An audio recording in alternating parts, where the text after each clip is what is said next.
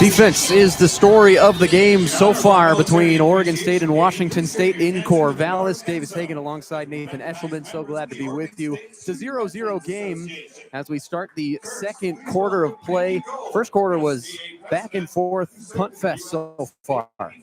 I mean, the Beavers are really shocking me with how good their defense has been, and it's been mainly their defensive front. Not only are they getting pressure with batted balls, like they swatted away a Zevi Ackhouse throw with their big beef paws, but then they also are able to get sacks. That's something that they cannot do, and they've been doing. It's been working perfect. And he's forcing Eckhouse to throw it deep, and Eckhouse has struggled with that in summer camp, and he's struggling right now throwing deep, throwing it in double coverage against Carter, trying to get it to Carter Bass, and this defense did not let it slide. Jaheim Patterson getting his first interception of the year. And then looking over at the Cougars defense, they've been doing exactly what they've needed to do. Any type of run that the Beavers have been trying to go on, they at least got to the 50-yard line. But when they got there, they bent, but they don't break. They didn't even let them get into field goal range, backing them up. Multiple plays that are stopped, disrupted, understanding their roles, understanding their positions in the zone coverage, and they worked it to perfection, forcing a punt. This current drive right now, something similar to the first drive of the Beavers, they need to find a way to finish and get past this Cougars defense. And then looking over to the Cougars offense, they need to be more disciplined. They cannot be this reckless with the ball. They need to get the ground game rolling more and more and get smart plays. First quarter for Zevi Eckhouse, 3 of 5, 62 yards, 0 touchdowns, and that 1 interception on the opening drive. Jabari Johnson getting the start over the $1.5 million arm. Malik Murphy, 4 of 5 for 13 yards. So both teams really just kind of feeling each other out. Defense is playing great. And it's good to see that Kenny Worthy is back in the game for Washington State. He made that tackle on the last play and then immediately went to the sideline. Not exactly sure what was wrong with him, but he definitely came up lame, went to the sideline, got some attention, and now he's back in there. Tucker Large gives him a pat on the shoulder pads and says, let's go. We need you right now. Kenny Worthy honestly made a great jump on the ball. It was an outside run play. He just maybe shook up his shoulder a little bit, got some pats on the back, and now he's ready to go. So here we go. For the second quarter between Washington State and Oregon State, it was a pretty quick first quarter. Let's see what happens here in the second. 0-0 the score. Ball on the 14-yard line for 2nd and 6. Hankerson gets the handoff off the right side, past the 20, still going, past the 25, pushed out at the 30 by Caleb Francel. That's the explosive runs that the Beavers are expecting out of Hankerson. And when you have a star running back like this, who got over 200 yards last week against Lafayette, you need to use it more and more against the Cougars. And while they don't bend, or while they do bend, they got to find a way to break them. Anthony Hankerson, after last week's 200-plus yard rushing game, is now 17th all-time in Oregon State history with over 1,700 yards. Definitely their star offensive player this year. Hankerson gets another handoff off the right side, runs into a wall, and then gets stood up by Sullivan Schlimgen. But he made the first contact miss, and he gets past the 30 to the 31. So just to get a 1, but that's a strong run from a strong man. That was a football play right there. He tucked his shoulder down. He pushed forward like there was a wall in his way. He still found a way to bounce around it, and that should have been a gain of 0, but it turned into a gain of 2. He ran into guys like Bryson Lamb and Sony Finau, who are both around either 300 or plus 300 pounds. Johnson, play action, throwing to the right side, incomplete. Worthy had a big shot on the receiver. Oregon State wants a personal foul, but it's incomplete. Interim coach Akey asking the ref what exactly he saw that didn't warrant the flag, but the ball really just sailed. And yeah, I mean, you take a look at the replay on the big board, and Zach Card wasn't even looking for the football when he got hit, so no chance he was going to catch it at all. So 2 receivers to the left, 1 to the right for Johnson, the quarterback for Oregon State, redshirt sophomore from Tacoma, Washington. Takes the snap, dropping back. Parker McKenna bringing the pressure. Sullivan Schlimgen trying to get him down. Bryson Lamb has a chance. Jabari Johnson made all of them miss. He steps out of bounds, didn't get the first down, but he gets out to the 35-yard line. 3 different Cougars had a chance. That pocket collapsed way too quickly for Jabari Johnson. He could not work with anything down the field on that.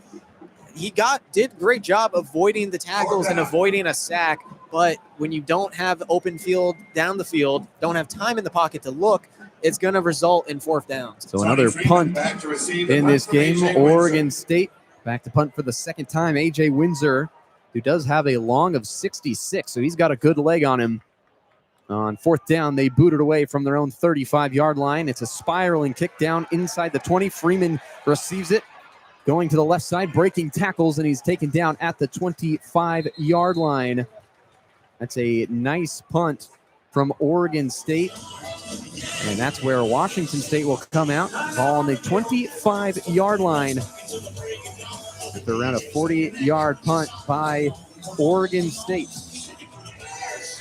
Looking at Cougars offense, they need to find a way to just move the ball down the field. Once again, those shot plays are working. They're doing big chunk plays, whether it's to Lechner, and then last game, they went to Meredith a lot on those deep shot play actions. And maybe they'll do something similar coming up on this next drive.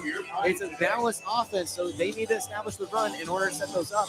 Maybe the Beavers will be prepared now for those play actions as they were with the interception. Yeah, Zevi Eckhouse took those 2 sacks on the last drive, knocked Washington State out of field goal range. Beavers, they've been known for bringing pressure so far this year. Coaches talked about it in the pre-game press conferences this week, talking about how they deal with that pressure for Oregon State. They said they just have to be solid in their fundamentals, make sure they're picking up the blitzes, but Oregon State brings pressure from all over. Sometimes their safeties are coming in blitzing, but it's been the defensive line really that's been getting pressure without too much blitzing, but Oregon State has had 2 sacks on the last drive against Zevi Eckhouse.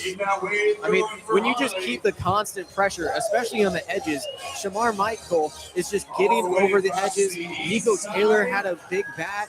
Kai Wallen, Takari Hickle, they're filling every single gap and every single assignment that's given to them, and they're doing a great job making their coaches on the sideline proud and making the Cougars very frustrated with both the run game and the offensive passing game, stifling out each time they get past the 50-yard line.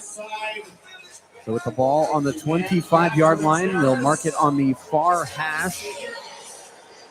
Washington State now moving left to right in this second quarter. Again, they got the crimson lids with the all-white uniforms. Oregon State, white helmets, gray uniforms, and white pants. It's Military Appreciation Day here in Corvallis. And so Angel Johnson, the running back, transferred from South Dakota State along with Voorhees this year and Maxwell Woods in the running back room. Johnson has been so far disappointing this year, only averaging around 2 yards per carry. They give him a chance here. What can he do on this drive? Yet to have an explosive run. Can they get it from him right here with 12:59 on the clock, 0-0 the score.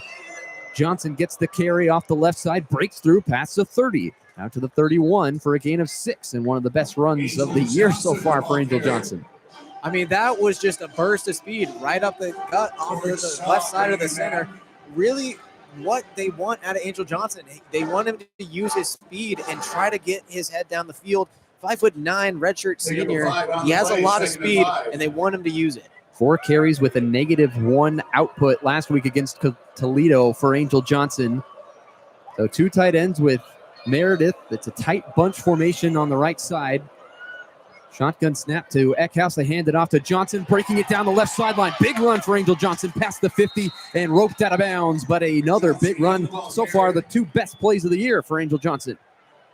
I mean, really what they want to see. Bouncing to the left side, that's the speed what we were just talking about. He busted a move, got out to the left side. Big first down for Johnson, and maybe some confidence for him as well.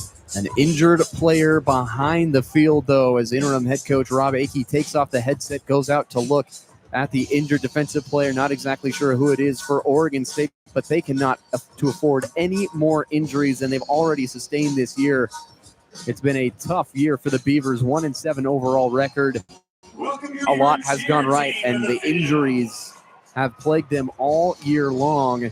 We will step away with this injury. Washington State, though, inside Oregon State territory after the big rip from Angel Johnson.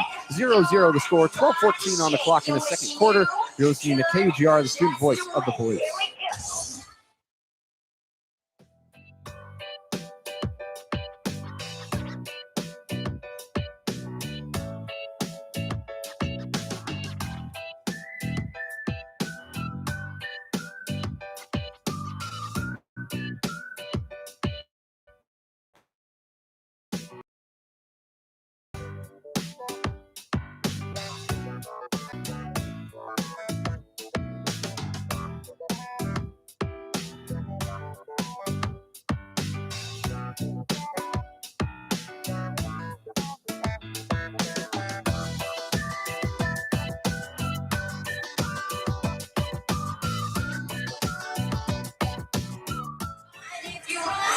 Washington State inside Oregon State territory. Ball on the 48-yard line of the Beavers. 0-0 the score, 12-14 to play, and a 21-yard run by Angel Johnson on that last play. Omea able to get up the defensive lineman for Oregon State and get off the field, so that's good to see for the Beavers. But for Washington State, where has this Angel Johnson been?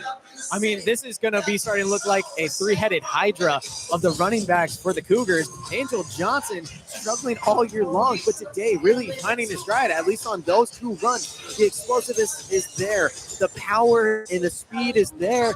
And the Beavers defense maybe weren't expecting this out of Angel Johnson. He had somewhat of a disappointing season, but he could make it better all today with having an amazing performance. And so two good runs right there are the start to it early in the game. Kirby Voorhees also would be looking to get involved as well. If you could get him, Leo Puolasi, and Angel Johnson all working together in a cohesive unit, this run game will be very hard to stop, along with Zevi Ackhouse throwing the ball down the field. There was 2 runs from Angel Johnson. He is now the leading rusher in the game for the Washington State Cougars with 27 yards. They hand it off to Johnson up the middle again, and he goes out to the 45-yard line of the Oregon State Beavers. Gain of 3, but still, he just looks a lot more explosive. A couple Beavers there on the tackle. Patterson from the opposite field down from the safety spot to make the tackle. He's a guy that Washington State has to look out for and intentionally shield him off so that he can't get through to the running back or the quarterback. I mean, right there, Jaheim Patterson. We said Angel Johnson had some explosive runs. That was an explosive hit, taking Johnson down. Big hit from Patterson. Good tackle. 2 receivers to the left side. Ball on the 45 of the Beavers. 2nd down and 7 with Angel Johnson, the running back. Shotgun snap to Eckhouse. Dropping back, still fading backwards. Throws off his back foot to the right sideline. It is incomplete, and multiple flags fly. There are 3 flags in the middle of the field as Eckhouse got rid of that one. Pressure was put on by Kai Willen, and it's holding on Washington State. That's going to back them up and go from 2nd and 7 to 2nd and 17. I mean, that's just poor discipline right there. And these play-action plays are not shocking the Beavers. They've been prepared for the pass. And this drive, the run was working. They went away from it, trying to catch the Beavers a little bit off guard as they did the 2 previous drives. Beavers ready for it. And a holding call is because of it. No one getting open down the field. Maxwell Woods, who only had 1 carry last week, also a transfer from South Dakota State in the running back room, into the game at running back. Eckhouse takes the shotgun snap, throws to Jeremiah Noga, the former Beaver, out to the 50-yard line. He makes the catch for a gain of 5 and makes it 3rd down and long, but a little bit closer to the original line of scrimmage, which is at the 48-yard line of the Beavers. So Jeremiah Noga last year beat Washington State here in Corvallis.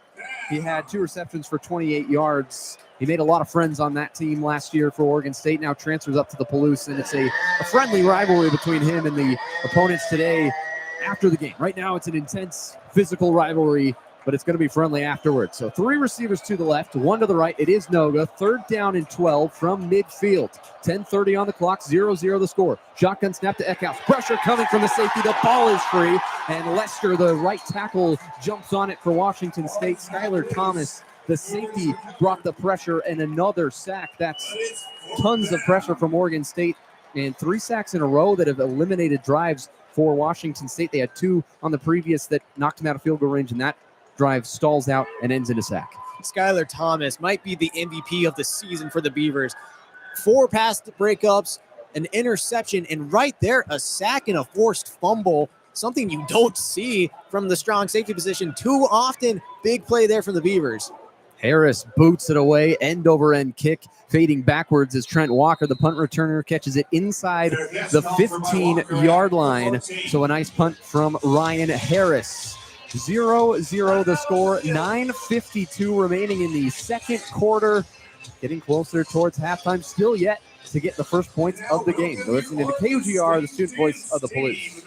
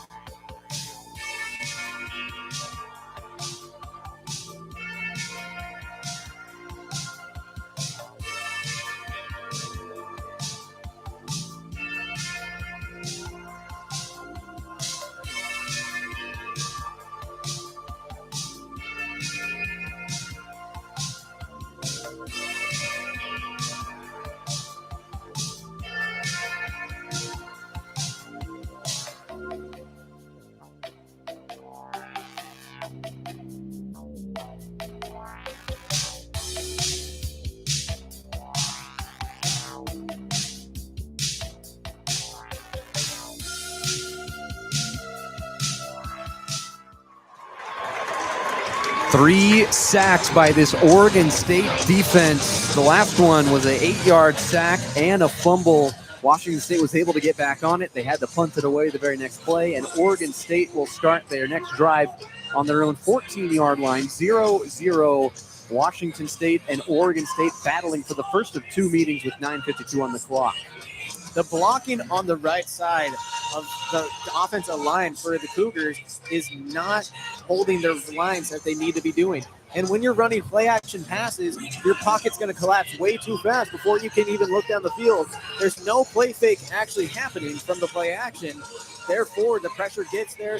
Wide receivers may be open down the field, but Zevi Eckhouse isn't able to find out due to the heavy pressure and the blitzing from the Beavers, and multiple sacks and now almost a turnover leading to a punt. Eckhouse does have that interception already on that first drive. So from the 14, shotgun snap, handoff to Hankerson out to around the 15-yard line. So a short gain. They mark it at the 16, so a gain of 2 yards. It'll bring up second down and 8. 9:40 to play in the second quarter. 0-0 between Oregon State and Washington State. Definitely a different vibe this year than last year. That was a 41-38 shootout.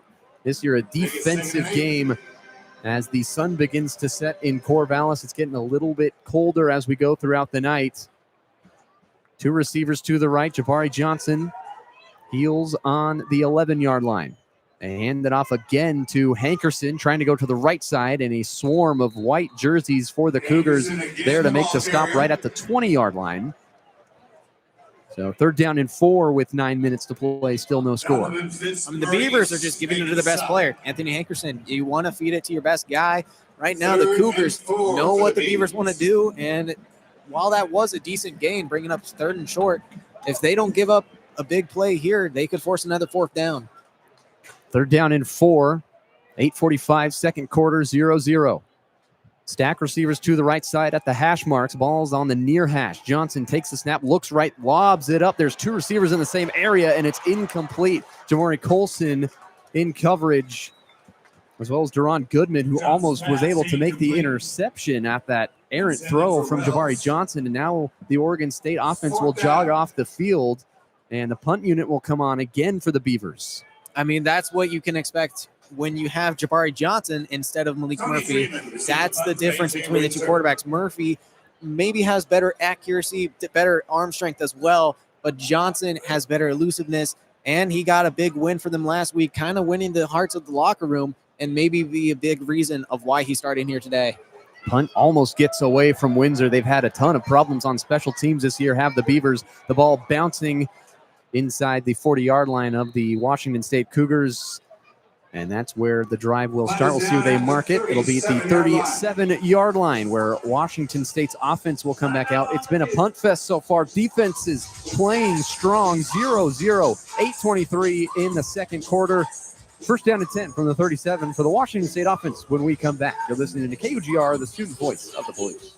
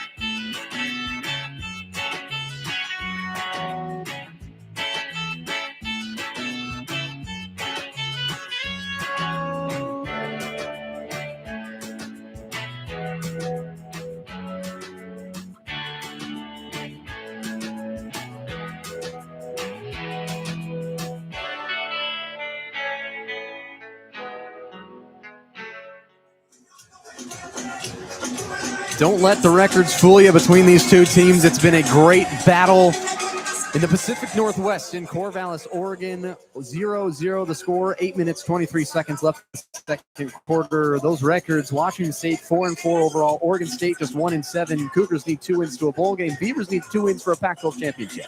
I mean, both have the magic numbers of what they need. And me personally, as a Cougar, I want us to get to a bowl game so then maybe you and I get to go commentate a game. But for the Beavers, they want to win today so then their final game of the season can still hold a title. Pac-12 championship could matter so much to this team and their program moving forward to next season, especially if they want to retain some of the players that are still on their team that aren't graduating. This is the first time this year in 2025 since 1945 that these two teams will play twice in a year. Oregon State and Washington State playing today and then later this year in Pullman. So first down and 10 from the 37. Cougar offense back to work. Eckhouse, play action in the shotgun, rolls to the right, fires to Meredith, caught inside the 50 of the Beavers, and that's a nice big first down gain to get this drive started and get some momentum back on the side of the Cougars out to the 44-yard line. And so that's where the next set of chains will stop, and that's a great play to start this drive. Mixing up the play calls. Previous drives, they started with runs. This one, they start with the play action, and this time it does catch the Beavers off guard. First down, Cougars. Two receivers to the left. Freeman, the punt returner, in motion. They hand it off to Voorhees up the middle, lowers the shoulder, and gets pushed forward by the right guard, A.J. Vaipulu, out to the 41-yard line. So a nice run from Voorhees, who just put his head down and went full steam ahead. Not really trying to make anybody miss, but trying to be the punisher to deliver the blow. So two receivers to the right, two to the left. Voorhees, the running back, shotgun snap, calm drop back for Eckhouse, lobbing it up down the left side of the field, battling for the ball. A lot of hand fighting, but it's incomplete. Uncatchable ball for Tony Freeman. Great defense from Kobe Singleton, the nickel defender. I mean, you cannot go on the secondary. Both Nicholson and Vardrahale are both really stout corners. And when you go on the deep shots, they don't cause penalties. They, if anything, cause incompletions and interceptions. It's third down and 7 from the 41-yard line of the Beavers. 0-0 in the second quarter, 7:21 to play. Eckhouse takes a snap, flag flies, free play opportunity for the Cougars. Ball lobbed up to the left side for Meredith at about the 25, and it's incomplete. It floats out of bounds harmlessly, but there was a flag down, and we'll see who they decide to call it against. It's probably going to be offside on the Beavers.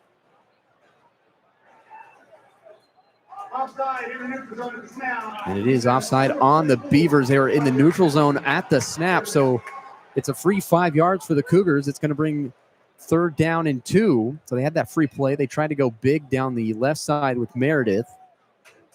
And that's just a little bit undisciplined for the Beavers, who don't have too many penalties against them. They've been a very disciplined team this year. Again, this team has been very effective. They just haven't won a lot of football games, but they have the talent to go toe for toe with anybody. Eckhouse takes the direct snap up the middle, keeps it himself out to the line to gain. Did he get more? It's right at the 35, and a flag flies in a pile at the 35-yard line on the near hash. There's a ton of players, almost all 22 are right there, and a flag flies in. We'll see what the call is, and if they call a first down, there's been no official ruling. The chains haven't moved. If anything, it would be fourth and maybe half a yard. It looks like he has enough, but it's very close. He had to get to the 34-yard line. They have it marked at about the 35.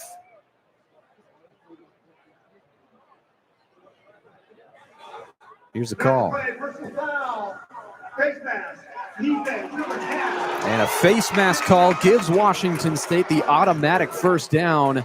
That's a big momentum boost for the Cougars. I don't know if Zevi got that. It was very close. They probably would have gone for it on 4th and inches.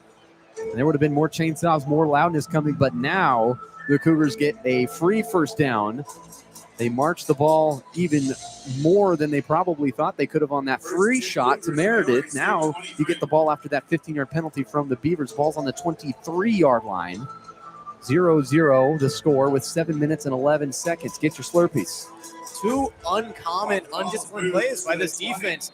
First, it was Takari Hickel with the offsides, leading to a short third down, and then Sakai Asaya's bad face mask play stopped him anyway. 3 receivers to the left. Eckhouse trying to communicate to him, waving his hands in the air. Voorhees the running back. Ball in the near hash at the 23 of the Beavers. Eckhouse pumps it, rolls to his right, got some room to work, and now lobs it towards the end zone, and there's nobody there, and it's incomplete, and as it goes out of bounds. Butch was there for the reception. There was a Cougar uniform down there. Maybe that's what confused Sevy. It might be. Sometimes in the heat of battle, all you see is the white, and you lob it up there, but no harm, no foul on that play. That's a good play for Metcalf. We've seen him force it into some dangerous areas, try to get the touchdowns. Sometimes they end up in the interception going the other way. You don't want to have those plays in the turnover column. You want to have them in the incompletion column, and you live to fight another day. 2nd down and 10. Ball is on the 20-yard line. And there's a false start on the Cougars. The ball got snapped too soon. And an interesting thing looking at the offensive line right now is it's not Brock Dew out there. It's the backup Kyle Martin in at center for the Washington State Cougars. And their offensive line continues to get ravaged. So many players moving around. And so Martin, who I saw sitting down earlier, didn't know if that's why he was sitting in the circle in the center, if he was just trying to get the instruction or if he was ready to go in. Brock Dew is on the sideline walking around, talking to Christian Hilborn, another injured offensive lineman. So we'll see how that impacts the play. A couple of procedure penalties, but it backs him up 5 yards from the 25. 2nd and 15 with 6:47 on the clock. Again, there's no score yet. Eckhouse drops back calmly, throwing over the middle, intercepted again. Patterson all alone down the sideline. Can Eckhouse track him down, and he pushes him out. Flag flies after the play. An interception thrown by Eckhouse. Another disastrous result of a drive from Eckhouse, forcing it into pressure. I mean, Jaheim Patterson making a name for himself today. This secondary of the Beavers, you cannot test them. And just a bad read from Eckhouse. It was a cover 3 where you have Jaheim Patterson playing the middle of the field. A linebacker was still following the receiver that he threw to. Interception once again from Eckhouse.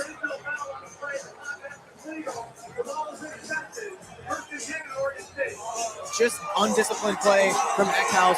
And part of that was because they backed up from the penalties. Cal Martin being in, the entire right side of the offensive line jumped. It wasn't just AJ Vaipulu that was called on.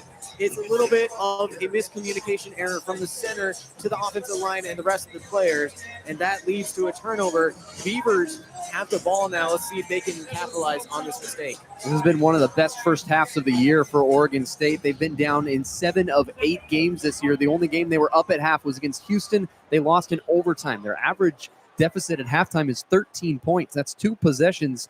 Right now it's 0-0. Hankerson gets the call on the shotgun handoff, running to the right side, breaks a tackle from Francel, and Parker McKenna, who blitzed up the middle, ends up making the tackle coming back from the backside of the play, and it's out to midfield.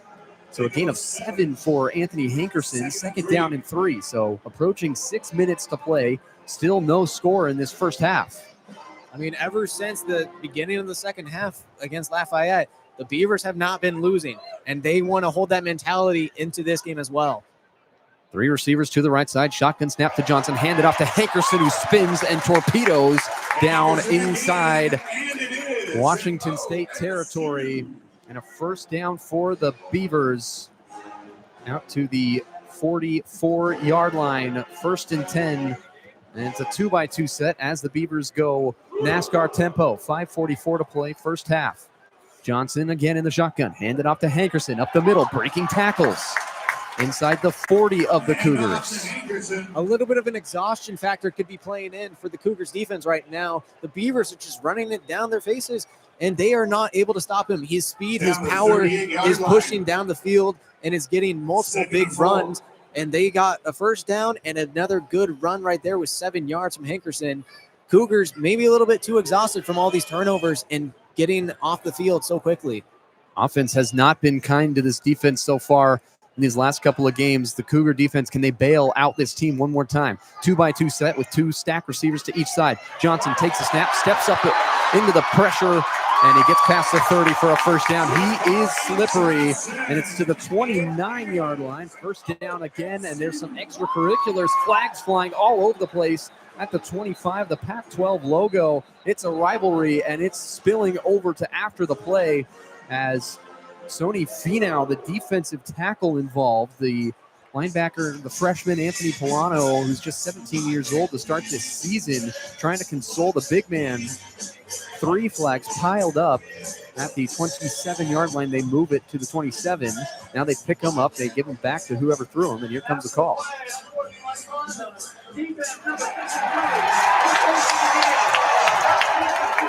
And the reaction from the Beaver fans tells you everything you need to know. Unsportsmanlike conduct on Washington State. And Finau has to be more disciplined than that. You give the Beavers an extra 15 yards after the explosive play from Johnson, who is just able to break through all kinds of pressure. No matter what you send at him, he's going to be able to get out of it. And a timeout called by Washington State, their first of the half. Good timeout call here by Jimmy Rogers. Get your team settled down. The Beavers are marching on the Cougs. They've marked the ball at the 14-yard line. 1st and 10 for Oregon State. 0-0 the score with 4:50 on the clock. We'll come back after this break. You're listening to KGR, the student voice of the Palouse.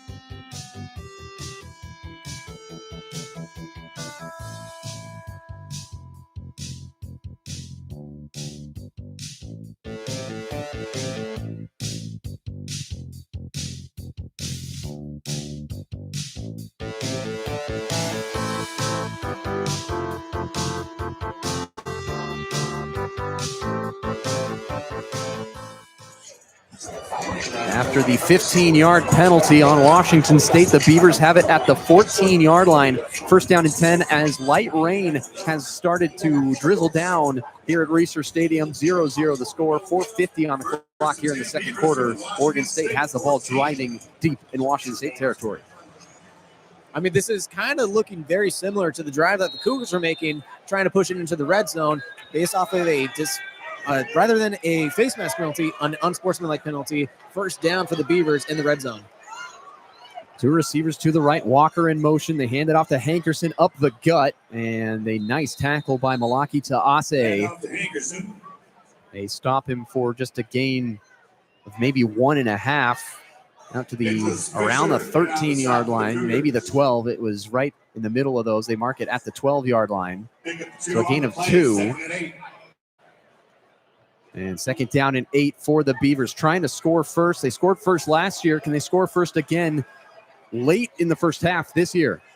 Zach Card in motion. Now they got a 2-by-2 set, a tight formation. Everybody in close towards the line of scrimmage. Johnson takes the snap, throws to the right, caught by Tucker Large in open field. And that's why he's one of the best safeties in the entire country, coming down and making that tackle on Trent Walker. These defenses are really showing out for each other's programs, and it's been the safeties especially making big hits, big plays, and smart tackles right there. It was a blitz read pretty well by Johnson, getting out to his man quickly, but Tucker Large with great man coverage and great tackling to bring up a quick stop. The big question for Oregon State, if you don't get it on 3rd down, do you go for it or do you kick? You've had kicking problems all year. 2 receivers to the left. Pressure coming off the edge. Caleb Franzel gets home and a sack on Jabari Johnson back towards the 18-yard line. What a play by Caleb Franzel. Great job with the blitz off of the left side. Cougars playing very aggressive with red zone defense. They do not let you have time to throw, especially if you are in the red zone. Franzel off the left side, big sack. And a sack's big problem for both sides. And a huge kick coming up for Ojeda. Caleb Ojeda from Morgan Hill, California, on to kick. He's just 4 of 9 so far this year. 35-yard field goal for Ojeda. The kick on the way. It is high, and it is good. It goes over the uprights, and flags flying. There's fighting at the 15-yard line. Players falling all over the place. Malaki Taase and Cale Reeder involved. Oregon State and Washington State tempers flaring up. The kick was good, and the Beavers scored the first points of the half, but the flag down. They haven't added the points onto the scoreboard. We'll see what the call is. It's likely after the play. Rob Akey out towards the Pac-12 logo, the interim head coach for the Beavers. Hands on hips, wondering what happened.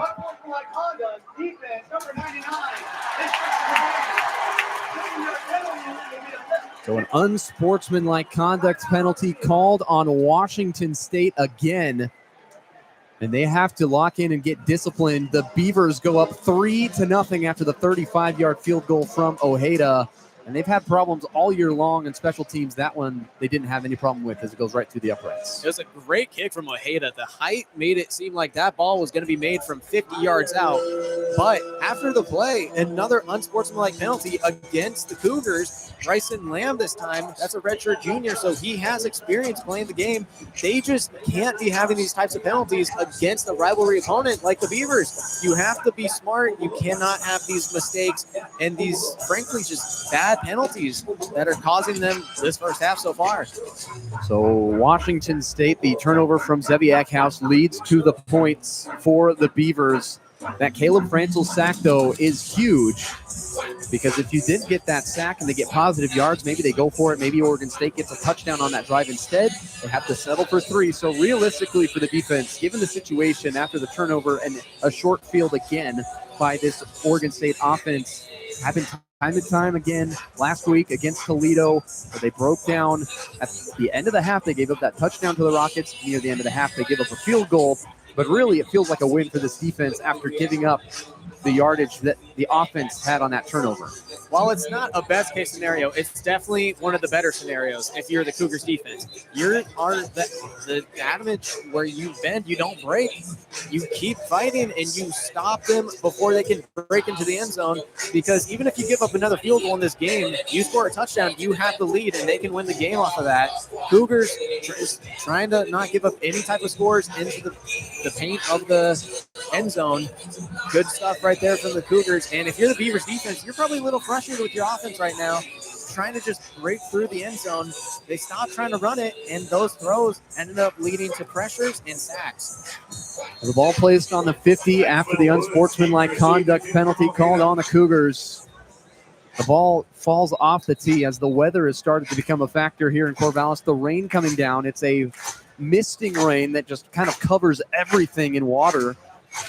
So if Washington State can get to the halftime locker room with no fumbles or interceptions based on slippery ball handling, I would imagine that they'd be pretty happy. But right now, this weather can cause some turnovers. The 50-yard line, the kick is through the back of the end zone. There was really no problem from Ojeda on that one.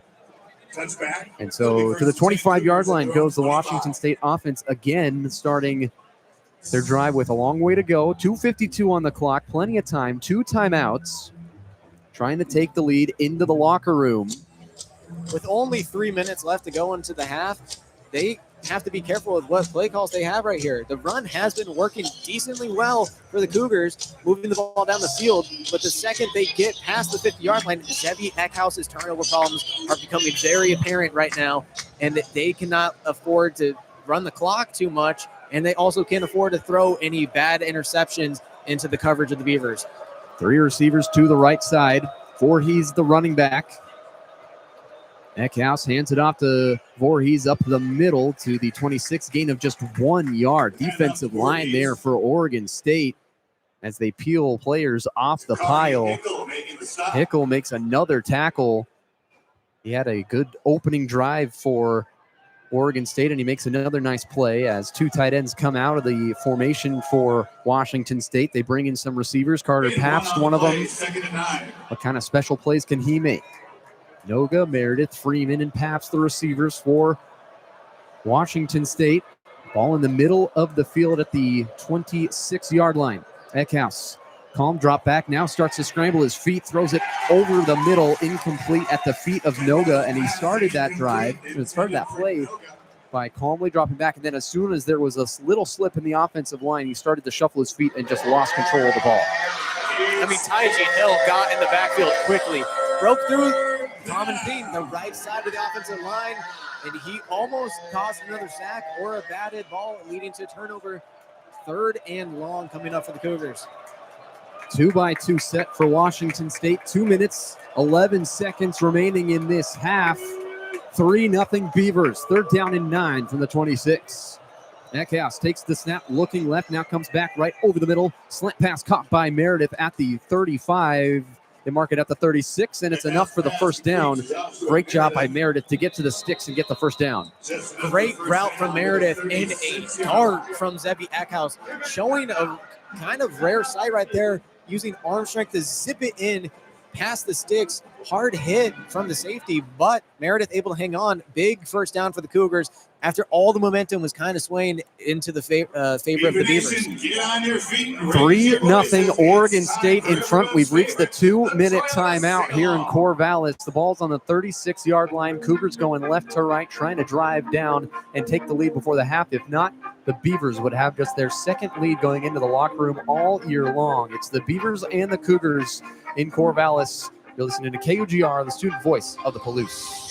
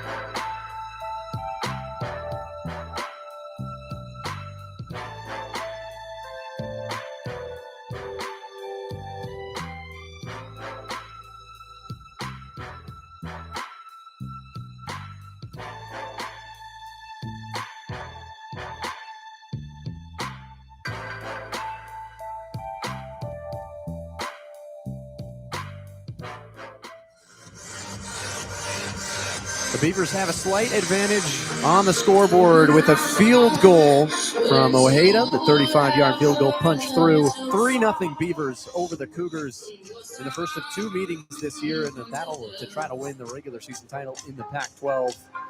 2 minutes remaining in the first half. The Cougars driving. The Beavers have been playing pretty good defense in this first half, and a lot of it has been from mixing their zone and man blitzes right there on that past 3rd down. They didn't really send much of a blitz, and Zevi sat in the pocket for long enough to hit the zone and got the first down to Josh Meredith over the middle. 2 receivers to each side. Eckhouse claps his hands, calls for the snap, keeps it himself, pump fake on the edge, gets out to the 45, trucking over defenders. Out past the 45 to the 47-yard line. It's a first down for Washington State. Great play by Zevi Eckhouse. Can he have some heroics down the stretch of this half? Minute 50 left in the first half. 3 receivers to the left. Eckhouse takes a snap, looking right, throwing across the middle, caught by Noga, and he's crashed into. And Noga able to get the reception against his former team, and now he calls for himself to come out of the game, but they don't have a chance to make a substitution because it would give the Beavers a chance to make a substitution. So 3 players to the right. Noga getting confused. He doesn't know what the call is. Eckhouse in the middle of the field, claps his hands again, looking left for Pabst, pressure collapsing the pocket. Up the middle, there goes Eckhouse, out to the 30-yard line, still running, up to the 20, and he's tackled by a defensive lineman way down the field into the red zone for the Cougars at the 18. for the Cougar fans, anytime Eckhouse makes a mistake and makes a bad play, he makes up for it almost immediately with those types of plays, with the pocket collapsing, no one open down the field, massive run play, getting back in the red zone for the Cougars. And on that previous play, Noga was looking for a targeting penalty. He kept signaling to the ref that he got hit in the head. No call was made on the field. He didn't tap his head to get taken out, but there was a penalty there that he wanted that the refs did not call.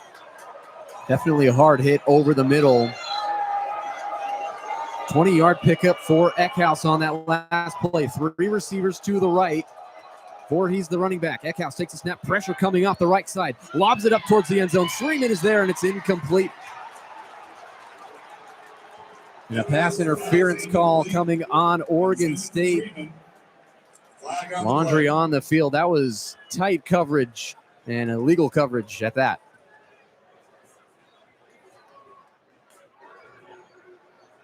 Interference, defense number 22, 50-yard penalty, automatic first down.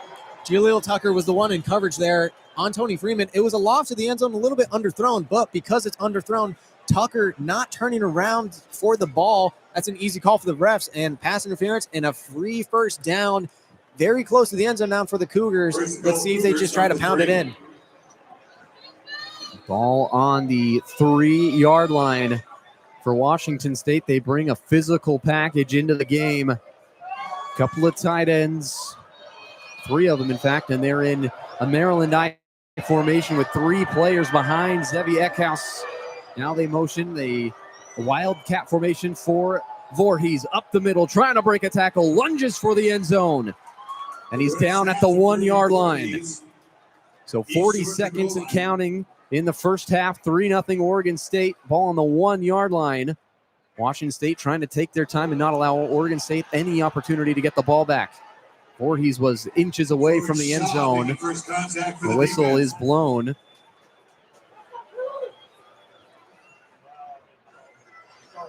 And we'll see if it's a timeout.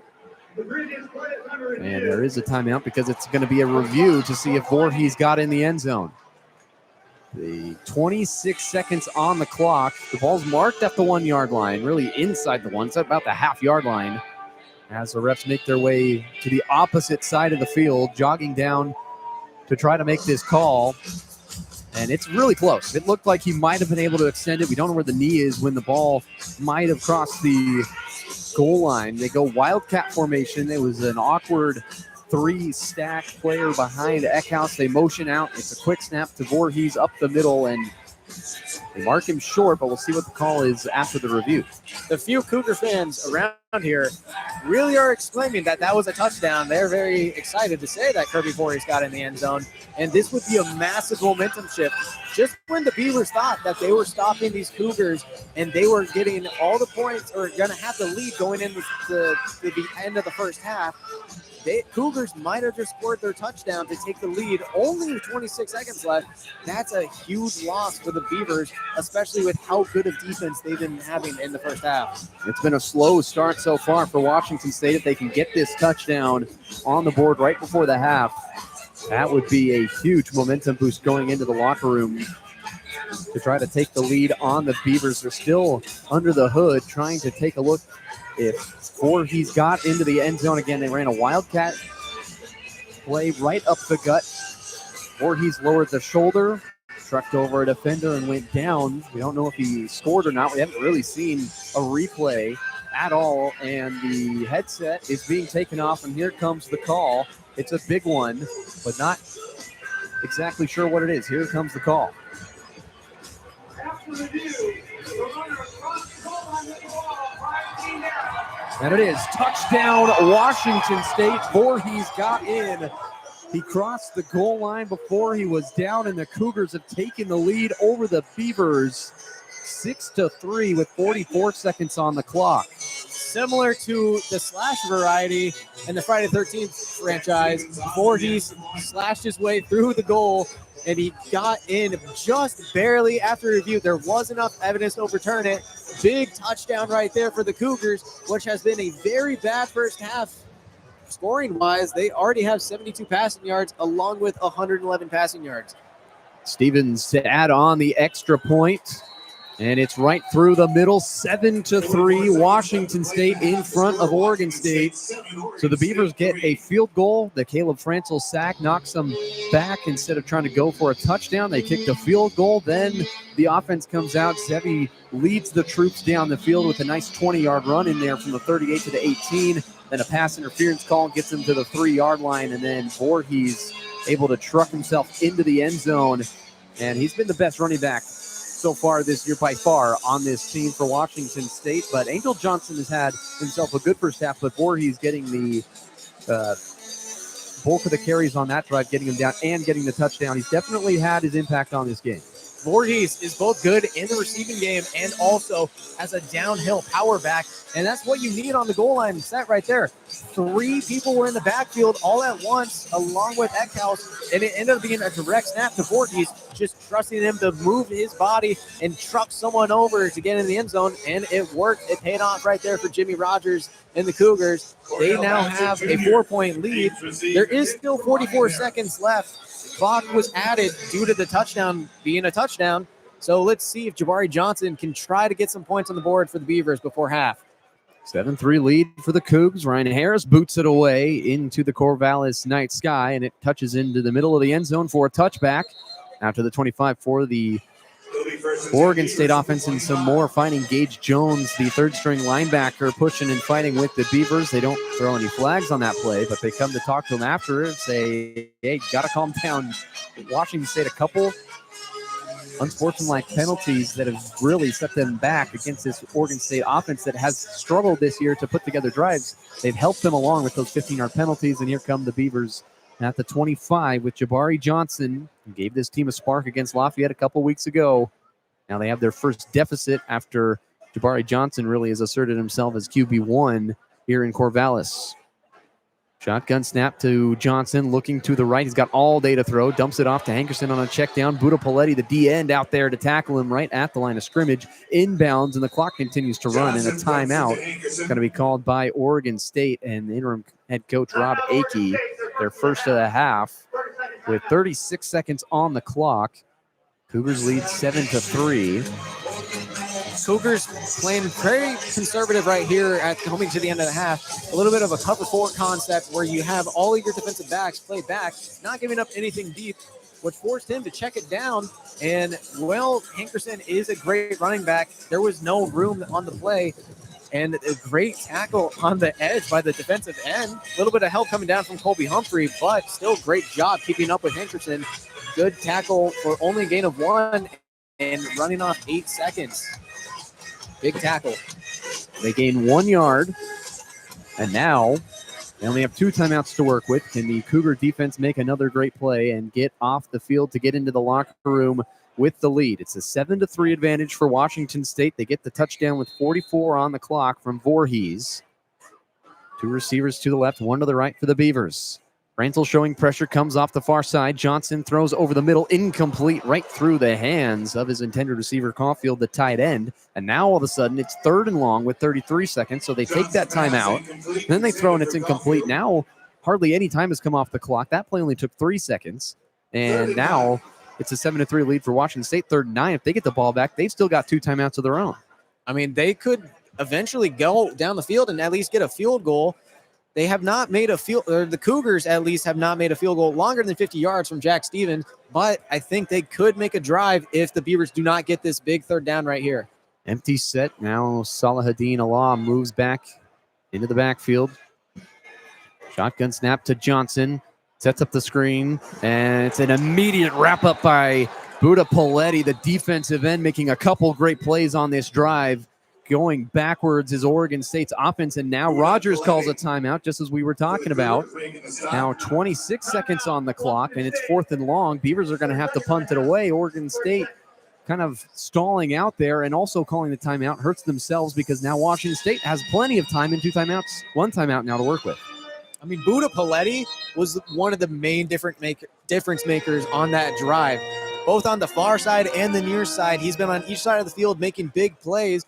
Kind of in a pass play. He was prepared to guard Hankerson on both the first play and on that last play of the drive, bringing up only a short gain and a loss of 8 yards. Big loss.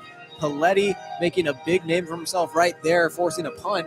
And they're pretty far back. This punt has to be good if they don't want to give good field position to the Cougars. AJ Windsor back to punt. His heels are on the 5-yard line.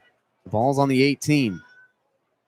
The punt is away just barely. Spiraling kick going to bounce right at midfield. Take a big hop. Freeman corrals it and falls down with 19 seconds to go. We'll see what Washington State decides to do. Last week they had an opportunity with just a few seconds left on the clock, and they took a knee against Toledo to go to the locker room with the lead. This time they have a lead against Oregon State, up 7-3. 19 seconds and 1 timeout. Ball on the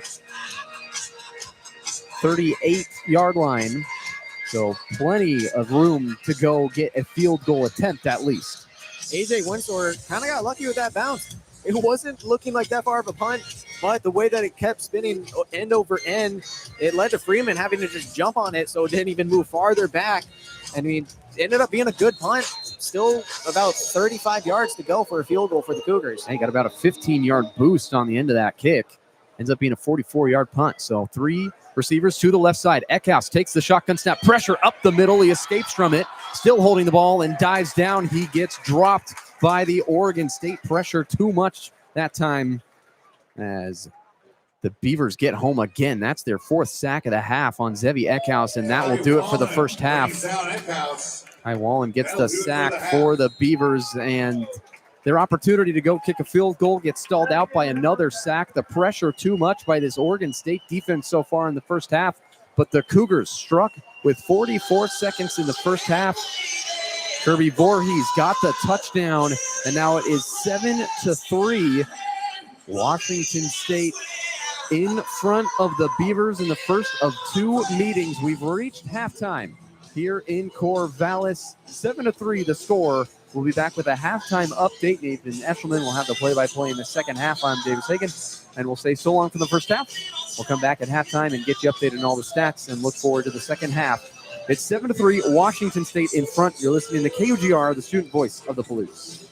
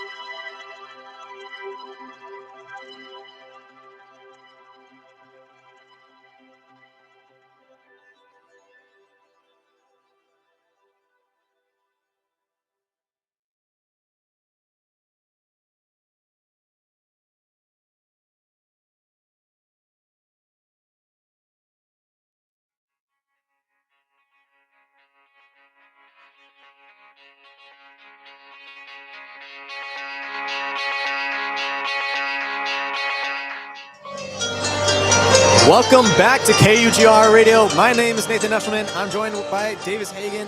It is 7-3. Washington State Cougars leading the Oregon State Beavers. We are at half.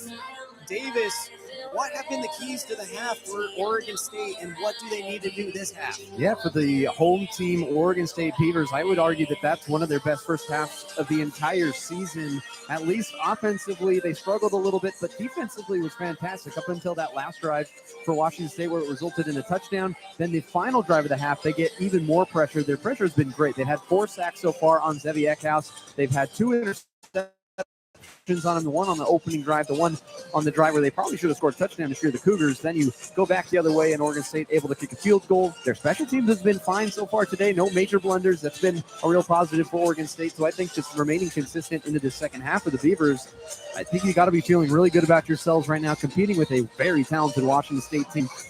And I think they've been able to throw out that record that we talked about in the beginning of the game. Just 1-7 on the year, but you throw the record out when you get into a game like this. And once you've been eliminated from bowl contention, now it's 1 week at a time, and they've really been able to focus in on this Cougar offense with their defensive pass rush being awesome first half.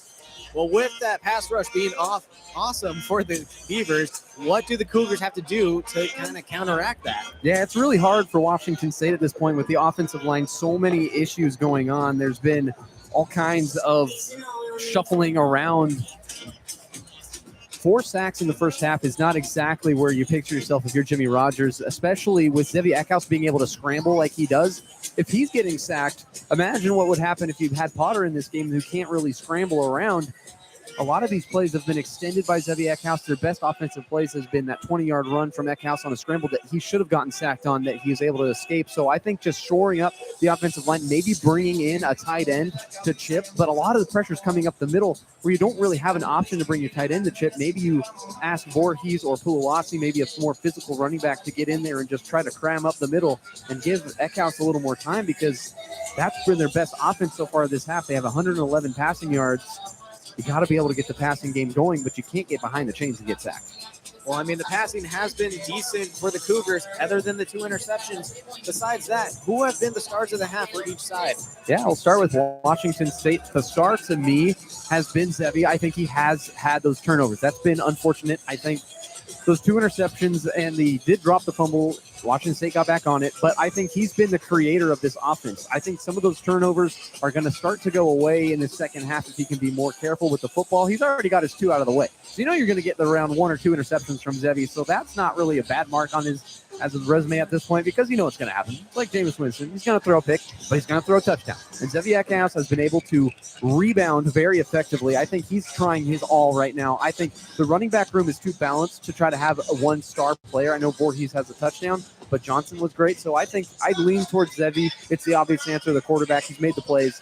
But really that drive that they scored on was all Zevi, just making plays with his arms and his legs. What have been the major issues for Oregon State try to move the ball down the field? Jabari Johnson and this Beavers offense have only mustered up 7 passing yards. A lot of that due to sacks from the Cougars. Yeah, right now, Washington State's defense, as we expected, has been playing really effective football in this first half. Johnson is a quarterback that when you look at the pregame warmups, you could see it. Johnson is not as skilled of a passer as Malik Murphy, but he gives the offense a spark because Malik Murphy's footwork has been decreasing week after week, getting worse and worse. Even though he's a $1.5 million arm, Jabari Johnson gives this offense a better dynamic with his legs, but Washington State's defense has been able to corral him with his legs, and that's why you see 7 passing yards. If they feel like they can get in and get pressure, he's not going to be able to throw it because they know he's going to scramble. So if you give him plenty of time to throw, he's able to lob it down. But they're not only are they spying him, they're also corralling him in the pocket. And so the 7 passing yards obviously needs to get better for Oregon State. I would say just continue to give it to Hankerson at this point. You're probably not going to throw it much better in the second half than you did in the first half, so you might as well lean on your best player. Do you think that they're going to lean on Anthony Hankerson? I mean, they are down by 4. Do you think they have a more run-aggressive game plan rather than being more pass-heavy? Yeah, I would think so. If you're Rob Akey, you've got nothing to lose, and you might as well get your best player involved. And maybe they do that in more screen action. Buda Paletti has been blowing up screens left and right on the defensive side for Washington State. But maybe you get him involved in the passing game, trying to get Anthony Hankerson versus Tucker Large or somebody that is good at tackling for Washington State, but you try to run him over and wear him down so that you can open up those passing lanes. But it's going to be really interesting to see what Akey and company decide to do in this second half for Oregon State. Maybe they try to go ground.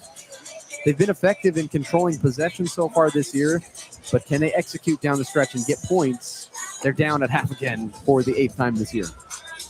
Well, with about 6 minutes left to go in that halftime break, we will be back to start the second half.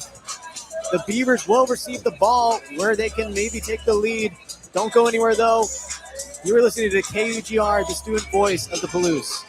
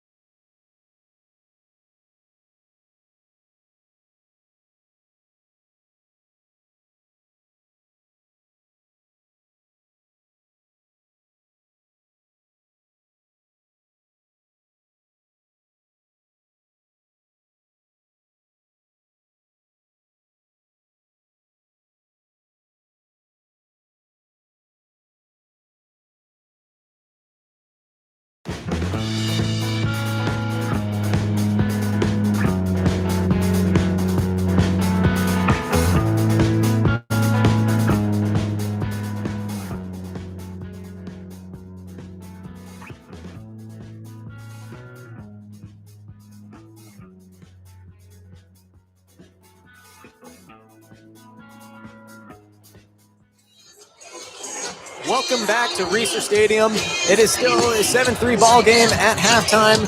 The Beavers are about to receive the ball in about a minute and 30 seconds. But looking into the second half, this Cougars offense has been struggling. They have the lead, but how do you think they should attack this Beavers defense? The Cougars have a pretty banged up offensive line. How do you see them using the run game? Yeah, all year long it's been about injuries on the defensive line. Now the offensive line is really starting to fall apart. Going into this game, Hilborn, Caldwell, your two probably best offensive linemen out, and now Brock Dew was injured in that first half, arguably one of the better centers in the country. He's been a staple of this offense for the last couple of years. Kyle Martin came in, Brock Dew came back. We'll see who goes into the second half. Left guard Noah Dunham stepped in last week in place of Caldwell. He did a really good job this week.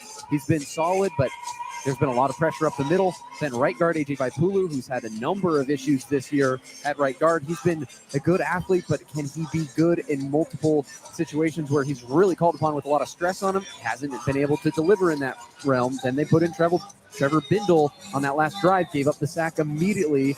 And then right tackle Johnny Lester, he's been good. Left tackle Ashton Tripp, but those aren't your guys you want to have out there. You want to have Lester at left tackle, but Tripp's out there because now you got to put your guy over here because there's so many injuries. So then what do? You just take a deep breath. You say, what do we have to work with? And Rogers has talked about it not only in the player availability, but the NIL scape of the entire college football world. You can't complain about what you don't have. So they have to move forward with what they do have, and that is a rough riding crew of offensive linemen, to put it, in a terms that can be understood, because there's so many different moving parts on this offensive line. We don't even know who's going to come out. We just talked about all those different names. It could be completely different than what we expected. So if they can go out, run the ball up the middle, if they're going to go to the edge, you're probably going to get pressure. Or you just allow Zevi Eckhouse to take over and try to scramble around and don't turn it over. Well, both sides, these Pac-2 teams, both banged up, both defensively and offensively. These trenches, they're fighting hard and they're fighting strong.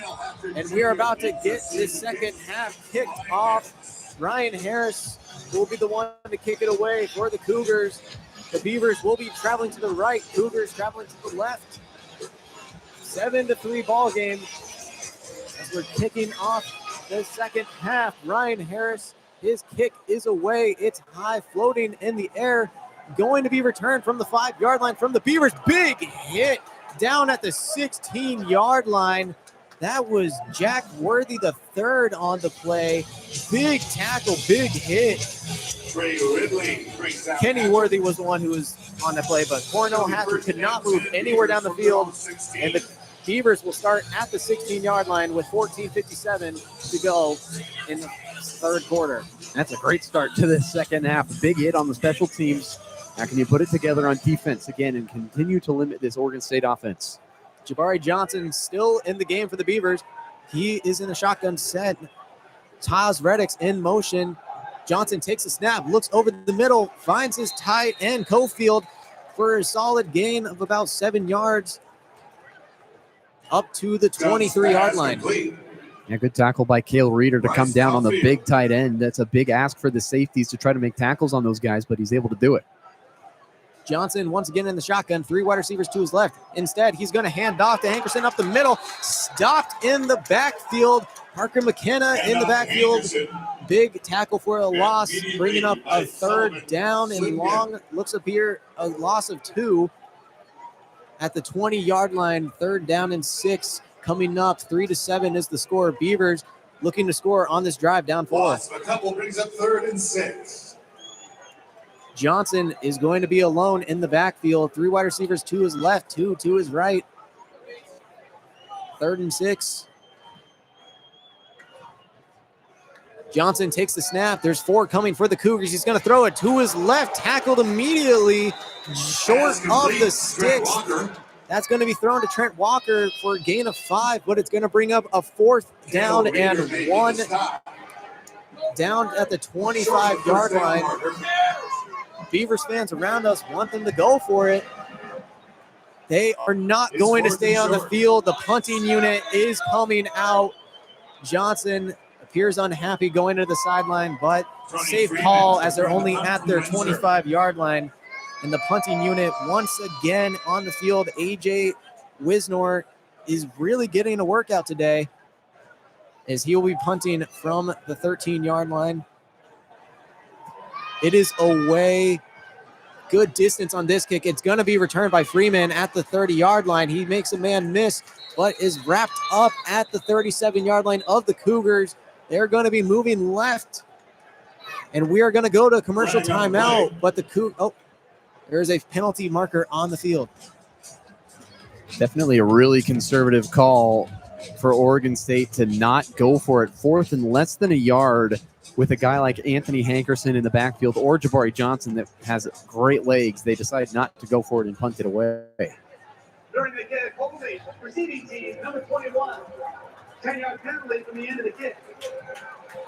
Holding on the Cougars will back up the 6-yard return of Tony Freeman. The Cougars will now get the ball at around the 27-yard line. When they get the ball, we're going to go to break. Don't you go anywhere. You're listening to KUGR, the student voice of the Blues.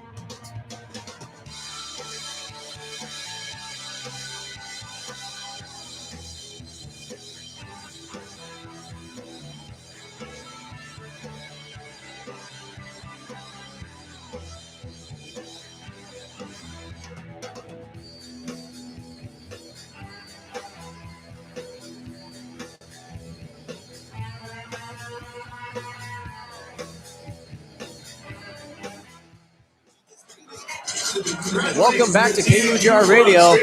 Cougars get the ball. Zevi Eckhouse maybe looking to make some plays with his legs, kind of similar to what he did at the end of the first half. Yeah, the first half was slow for Washington State, to say the least. And then all of a sudden, Zevi Eckhouse stepped onto the field. He ignored the 2 turnovers, and then he went right down the field and made some great plays. Had a 20-yard run to set him up. Then he threw the ball into the end zone, drew the pass interference, and then Washington State was able to score. There was 44 seconds left on the clock at that point, and they took the lead into the locker room. Now when you come back out, you have to ask Zevi, what can you do to be magical now and extend this lead and put the Beavers to bed? Zevi Eckhouse, rather than trying to go through the defense, going around it, and it led to a good touchdown drive just before the end of the first half. But they're back on the field. Cougars have the ball at the 21-yard line. Eckhouse in the backfield, run set, 2 tight ends close to the line of scrimmage. Johnson in the backfield. It's going to be a handoff to Johnson, trying to bounce around, but unable to find much. Wrapped up immediately at the line of scrimmage. Maybe a gain of 1, if anything at all, bringing up a second down. Great run defense right there from the Beavers. As much as Angel Johnson has struggled this season, I actually really like giving him the ball to start this second half. He was explosive in that first half, and if he can replicate that, then he's going to earn a bigger role. If he doesn't, now he can go back to Voorhees. Cougars looking to run a little bit of clock right here with the lead in the second half. Johnson still in the backfield. Now 2 wide receivers to the left of Eckhouse and a shotgun set. Man is in motion. It's going to be Noga. It's a fake play action jet sweep. Eckhouse not finding anyone open down the field, throws it into the turf, and it's going to bring up a 3rd and 10. Very fast drive so far for Washington State. 0 yards picked up on the first 2 plays. Eckhouse, good decision to throw it into the ground. Live to fight another day has to be his motto from here on out. You can't have those interceptions. That's one of the Oregon State's biggest plays of the entire game was his second pick that they brought back inside Washington State territory. The chainsaws are going in Reeser Stadium. Zevi Eckhouse on a long 3rd down and 10. 2 wide receivers to his right, 1 in motion now. That's Josh Meredith. Eckhouse is going to be looking Meredith's way, close to the 1st down marker. Let's see where the referees mark him. He appears to be short. Complete to Joshua Meredith. Knocked out of bounds. It's short. Short of the 1st down.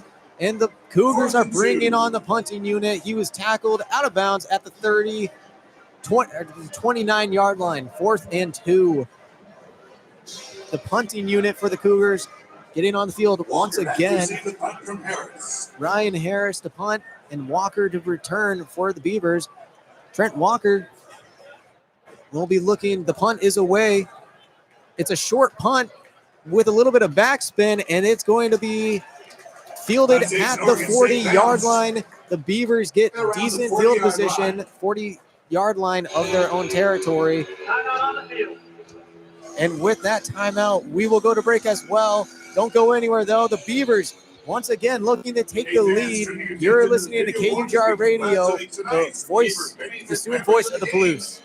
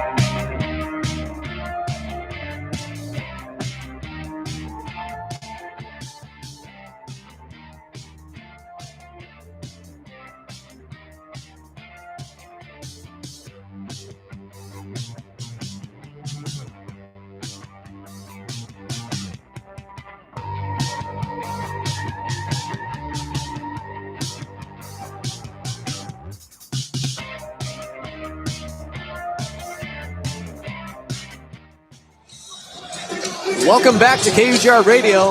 It is a 7-3 ball game. The Cougars lead the Beavers. What do the Beavers need to do to get their wide receivers in the game? I mean, they have a lot of talent in that wide receiver room, but they're not getting many touches to get down the field. At this point in the game, their tight end, Cole Caulfield, who hasn't played since the Houston game, leads the team in receiving yards with 12. That's not a great recipe for success through the air. They have upped their amount by 12 yards in this second half. They were at 7 at halftime. Now they're at 19 passing yards. But those are numbers that you expect on your opening drive of the game. And we've got 11:42 left in the 3rd quarter, and they're only at 19. So they got to get that elevated. I would expect some quick game maybe to try to get these receivers involved and get some more passing yards and get Johnson feeling good about himself. Johnson with a passing look right now. 2 wide receivers on each side. Hankerson in the backfield. Man in motion now to the left. It is going to be a handoff to Hankerson towards the right side. There's a gap, and he shoots through it, tackled down at the 48-yard line. Pretty good run of 8 yards, getting close to midfield, still on the Beavers side as they move towards the right side of the field. 2nd and 2. Good run there from Hankerson.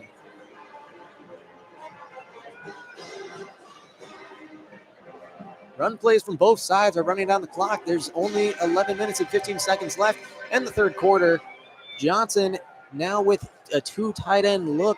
Wide receiver on the right and left side. Hankerson still in the backfield. It's going to be another handoff to Hankerson. This time the Cougars defense looked ready for it. He's stuffed just before he gets to the midfield line.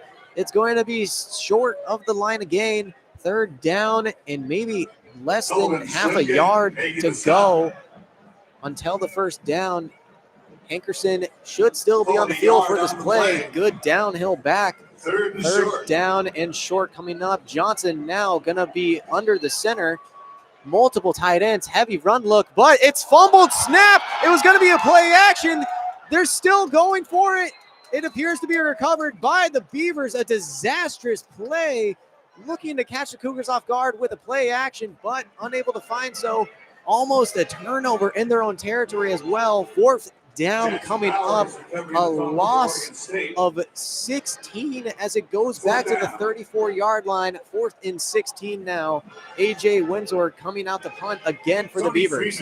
If there was a play to describe the season for Oregon State and how it's gone, that would be it. They had a man wide open, but Johnson fumbled it on the play action exchange. You don't even need to give the guy the ball and you fumbled it. Windsor's punt is away. Freeman looking to return it. He's going to let it bounce again. A good bounce for the Beavers.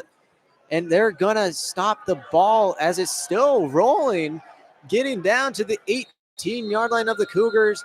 They will be going left. And we are going to go to break once again. Cougars and the Beavers, a very defensive show right now. 9:40 on the clock. Cougars 7, Beavers 3. You're listening to KUGR, the student voice of the Blues.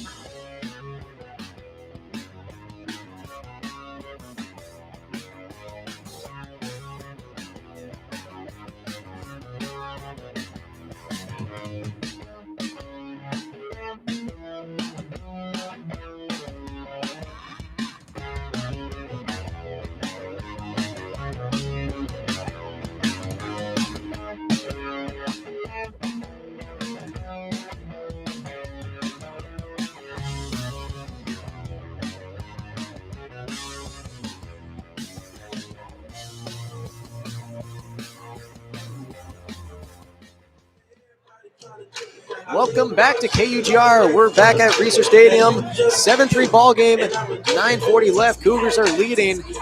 Davis, that play was pretty crazy. What could have happened right there? Well, there was a lot of things that might have gone wrong, but either way, it was a great play for Washington State's defense to – I don't even know if Washington State caught that play. That was a play action under center. They thought maybe it's a quarterback sneak, maybe it's a run up the middle. Johnson takes the snap, he turns around, goes to hand it off to Hankerson and loses control of the ball or miscommunication. Hankerson might have thought he was getting the handoff. He might have gone to reach for it. Either way, you fumble the ball on a play action, almost a trick play of sorts. They had a man wide open down in the field, and now all of a sudden it's Washington State football. Well, the Cougars have the ball once again. They're at their own 18-yard line on the near side of the field. Zevi Eckhouse with another run formation. It's going to be a play-action boot to the right side. Eckhouse looking down the field, not feeling much pressure. Eckhouse is now pressured, and he's taken down near the line of scrimmage. The clock will run, but Hickel gets to Eckhouse. Tried to find anything down the field. Couldn't get anything.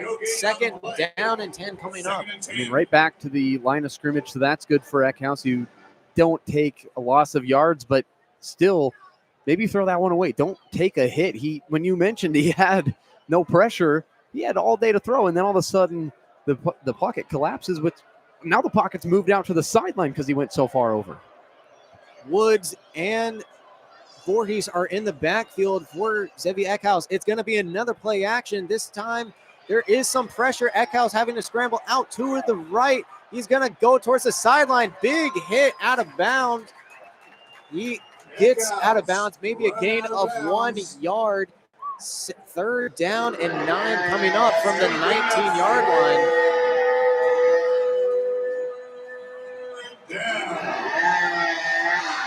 Really nothing being open down the field. The Beavers defense is very tight right now, especially in coverage. Let's see what the Cougars can do on a 3rd down and long. It is a passing set this time for the Cougars. 3 to the left, 1 to the right. Voorhees is in the backfield.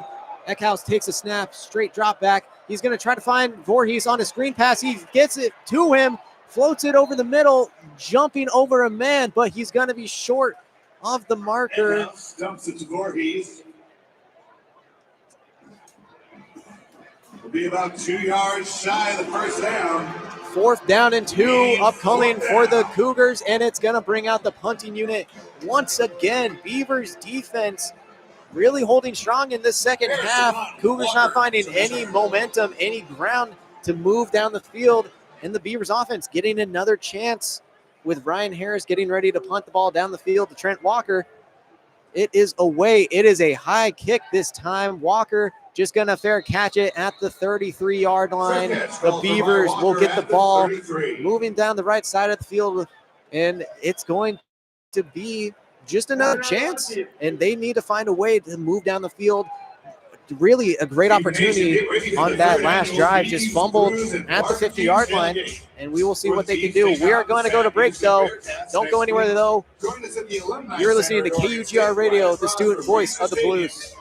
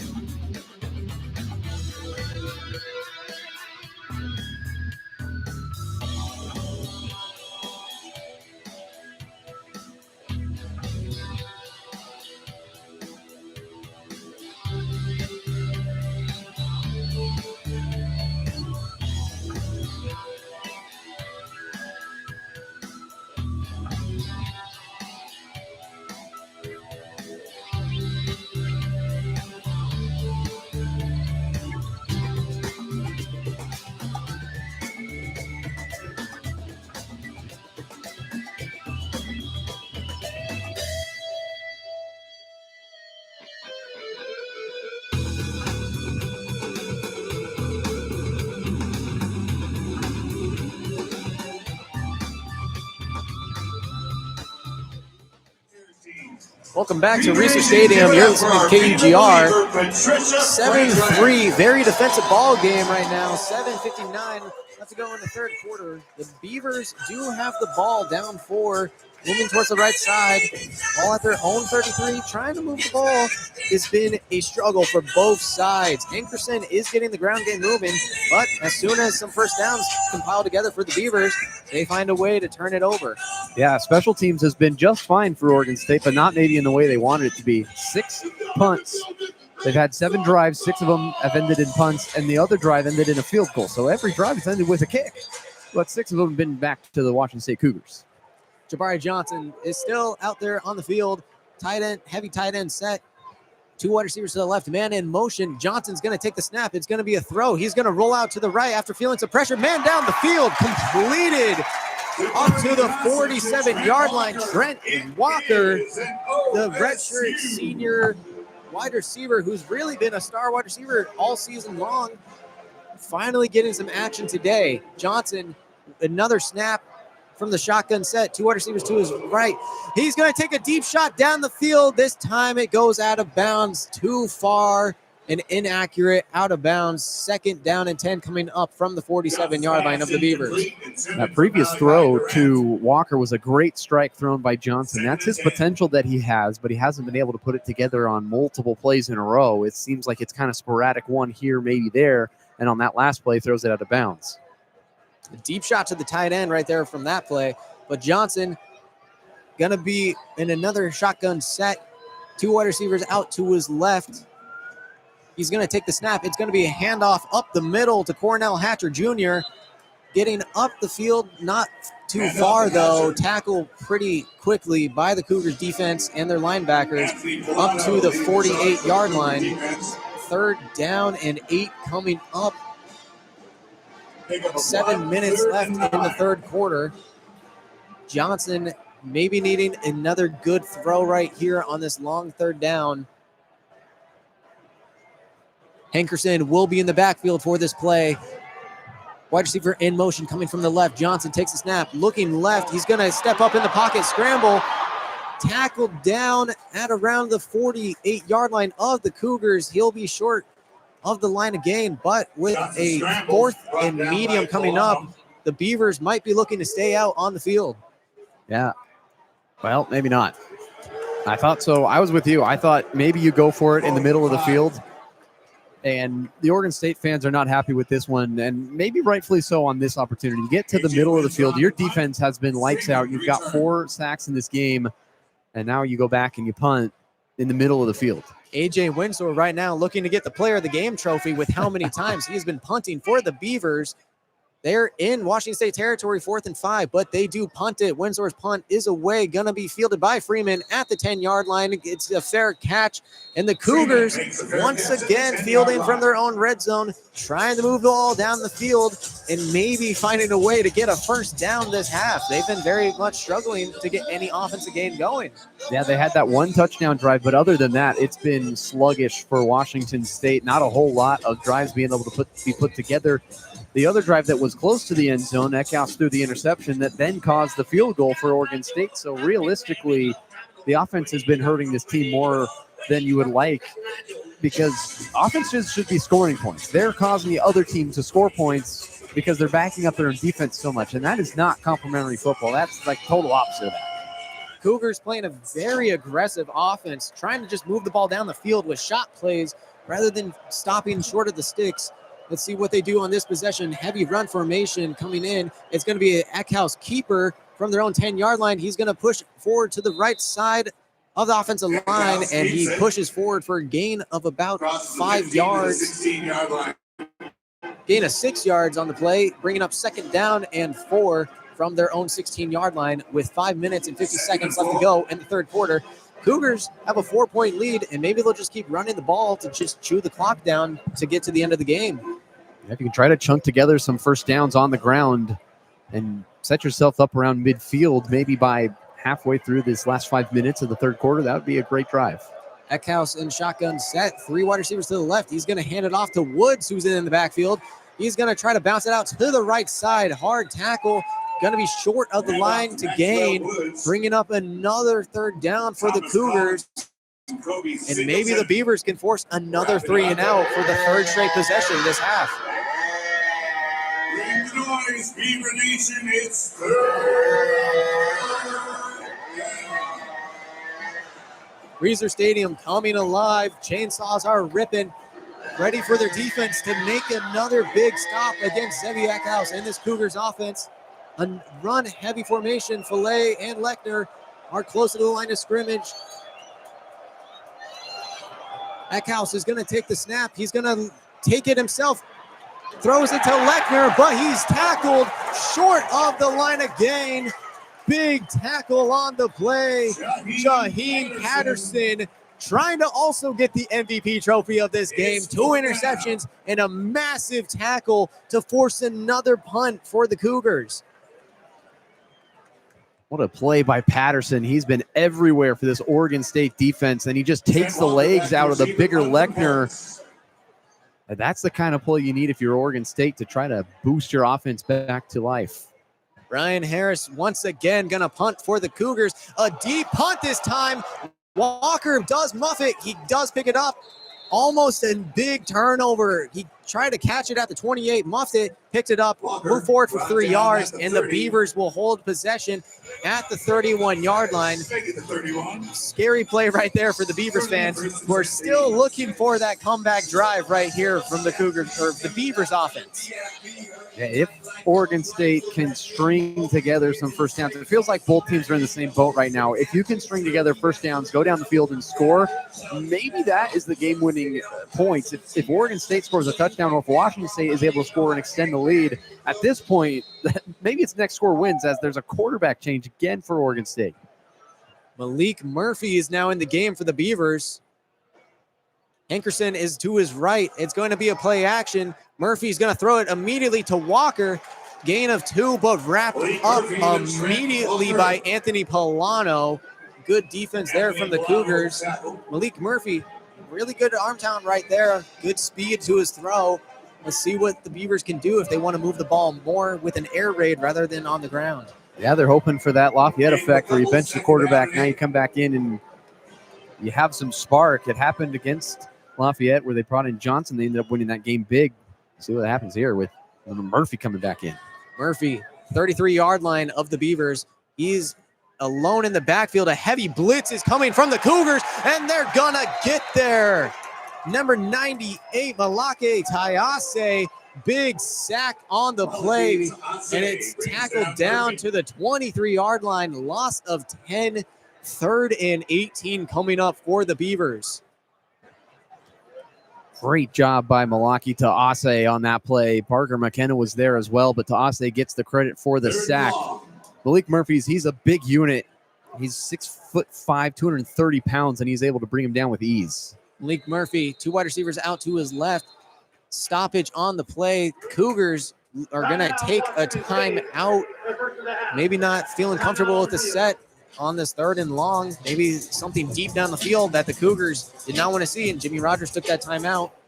But with that timeout, we will go to break as well.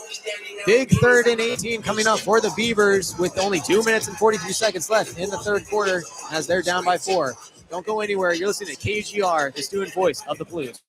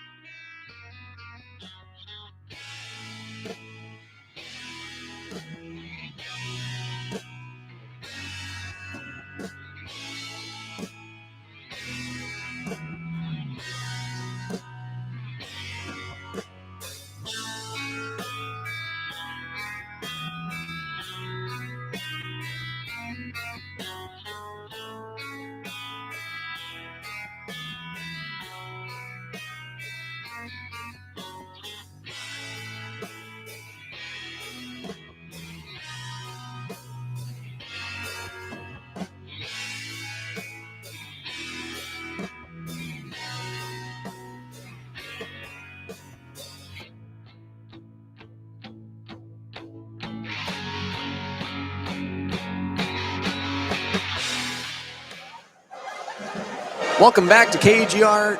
You are listening to the Cougars versus Oregon State Beavers 3-7 ball game with 2 minutes and 43 seconds left to go in the 3rd quarter.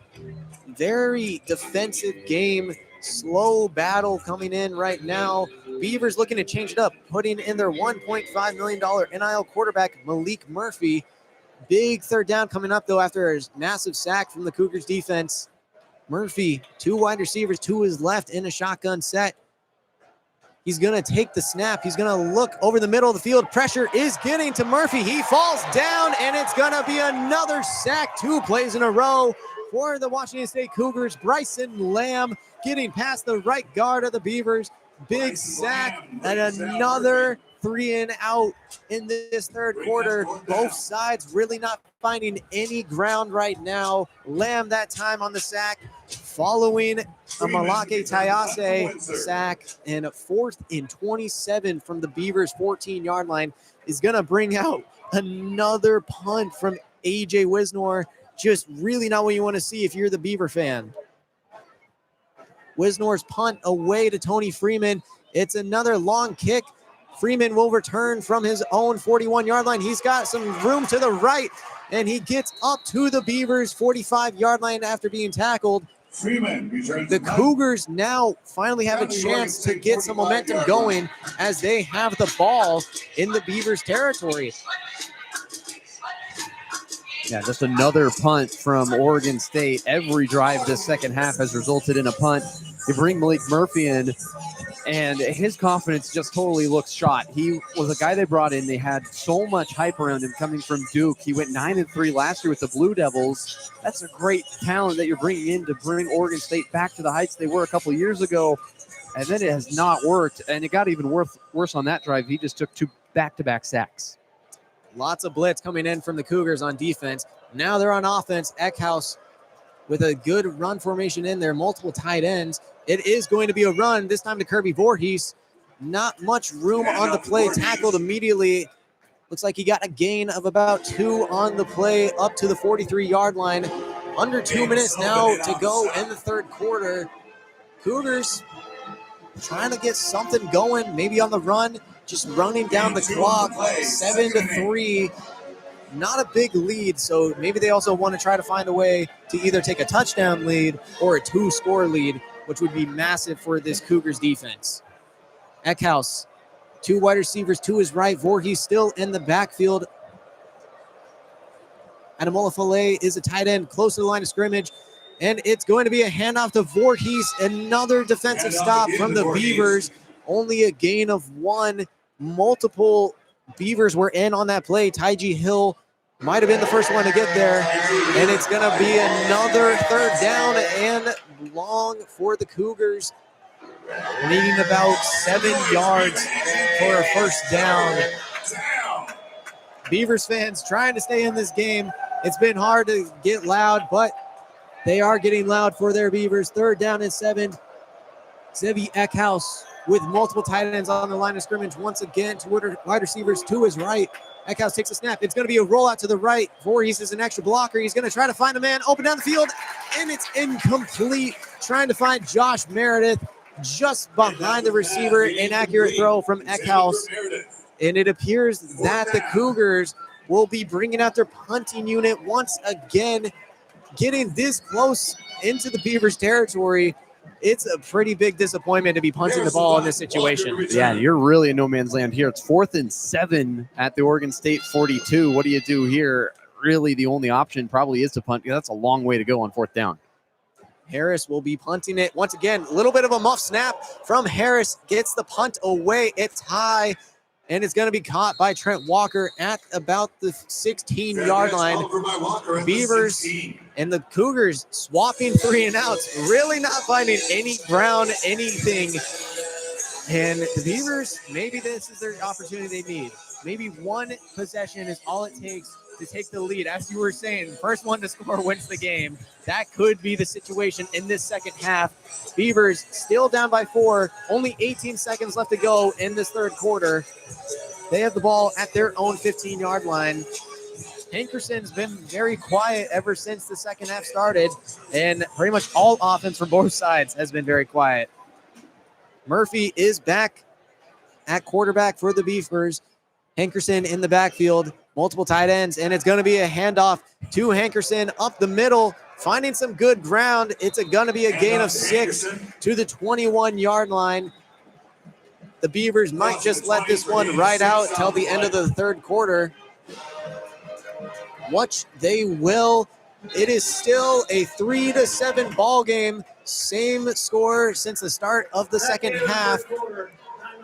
Cougars, Beavers, very defensive matchup right now. We're going to go to break, though. Beavers looking to score as soon as we get back at the start of the fourth quarter from their own 21-yard line. You're listening to KUGR Radio, the student voice of the Palouse.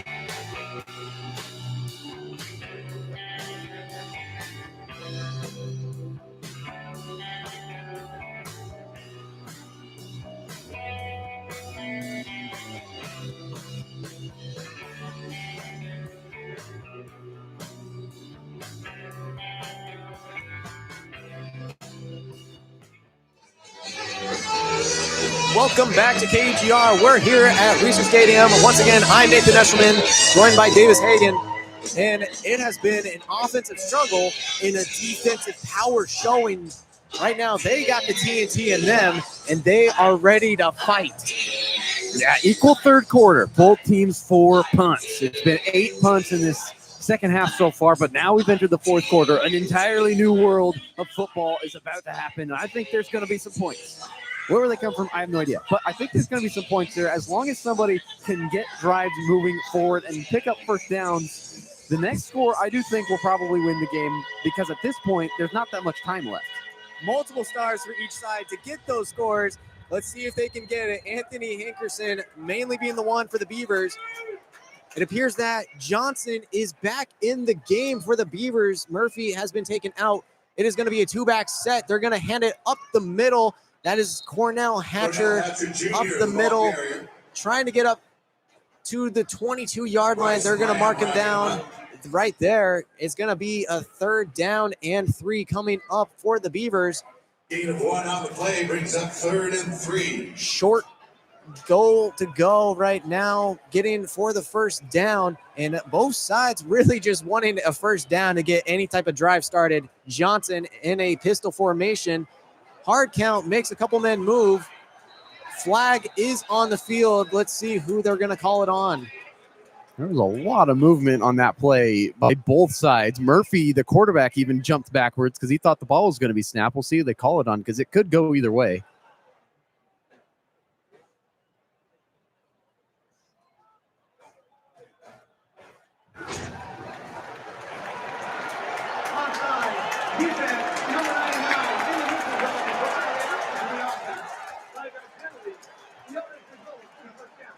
The Oregon State fans rejoice as it is an offsides on the Cougars, giving them a first down to the 27-yard line. Big penalty and a first down and an opportunity created once again for the Beavers. Johnson in the backfield, 2 wide receivers to his right, hands it off, trying to get around the left side of the field, breaking multiple tackles, going out of bounds is Anthony Hankerson. It is OSU. Hankerson's been great so far in this game. 16 carries, 67 yards, their best offensive weapon. He had 25 carries and over 200 yards in their last game against Lafayette. Now they're starting to lean on him a bit and get some first downs. Washington State's defense has to lock up here and not let Oregon State into their territory. Malik Murphy is under the single back right now, under the center. Wide receiver in motion to his right. It's going to be a handoff up the middle. Cougars defense was ready for it. They're energetic and they're excited after a big tackle for a loss. Jack Janikowski bringing down Jack Hankerson. Janikowski getting in the backfield. Loss of 3 on the play. Lost 3 on the play. Bringing them back to their own 35-yard line. That is a great hit by Janikowski. He hit Hankerson up in the shoulder pads and immediately took him down. That's tough to do. Hankerson will bounce off the first tackler oftentimes, but not that time with Janikowski. Murphy with 2 running backs in the backfield. It's going to be a handoff to one of them, and it's going to be stopped immediately. They try to hand it off to Cornell Hatcher up the gut, but it's tackled for a gain of 0. Janikowski once again, big tackle for gain of nothing. 3rd and long coming up for the Beavers. Janikowski fired up as he goes to the sideline. They bring in that hockey substitute that they like to do on the defensive line for Washington State. Keep them fresh. Janikowski, first sack last week against Toledo. 2 back-to-back big plays there for the Cougar defense in his 3rd and long. Murphy in a shotgun set, man in motion, making 3 wide receivers to his right. Hankerson in the backfield on his left. Murphy takes the snap. He's going to be looking right. Pressure comes immediately. He's going to scramble out to the right, trying to find a man down the field. Throws it. Trent Walker is there for a good gain of about 11, but he's going to be short of the line of gain. 4th and 2 coming up. What do the Beavers decide to do right here? They've been very conservative this entire third quarter. Maybe they will go for it right here. I think they're going to rule him that. Yeah, so he came from out of bounds and then came back in. Illegal touching and incomplete for Walker, but he did catch it. And he was short, but then they say that he was out of bounds. So a lot happening in this game, but not a lot of movement with the football. There's been crazy plays back and forth, and this is another one with Walker, a veteran receiver, going out of bounds and coming back in. And they call it incomplete, and now here comes the punt unit again. That was a very wild play right there. It looks pretty clear that he got the ball, but great job by the refs having the eyes to visualize that he came from out of bounds, and that is an incomplete pass. Really big missed opportunity right there for the Beavers. 4th and 13 from their own 34. And once again, another punt from A.J. Windsor. Just working out his leg, and he's off and away to Tony Freeman. That one might have been deflected as it kind of went awry. Still takes a great Beavers bounce as it rolls out of bounds to the 26-yard line. There is a flag on the play. Let's see who it is against.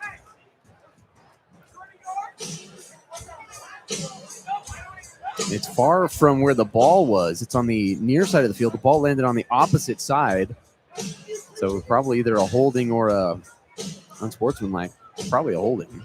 During the kick, holding, receiving team number 88. That's on Isaac Terrell. A holding call against the Beavers will back them up even more after a pretty solid punt by A.J. Windsor, who's been pretty good all day long. The Cougars will get the ball at the 17-yard line when we come back from break. Don't go anywhere. Cougars got the ball. You're listening to KUGR, the student voice of the Blues.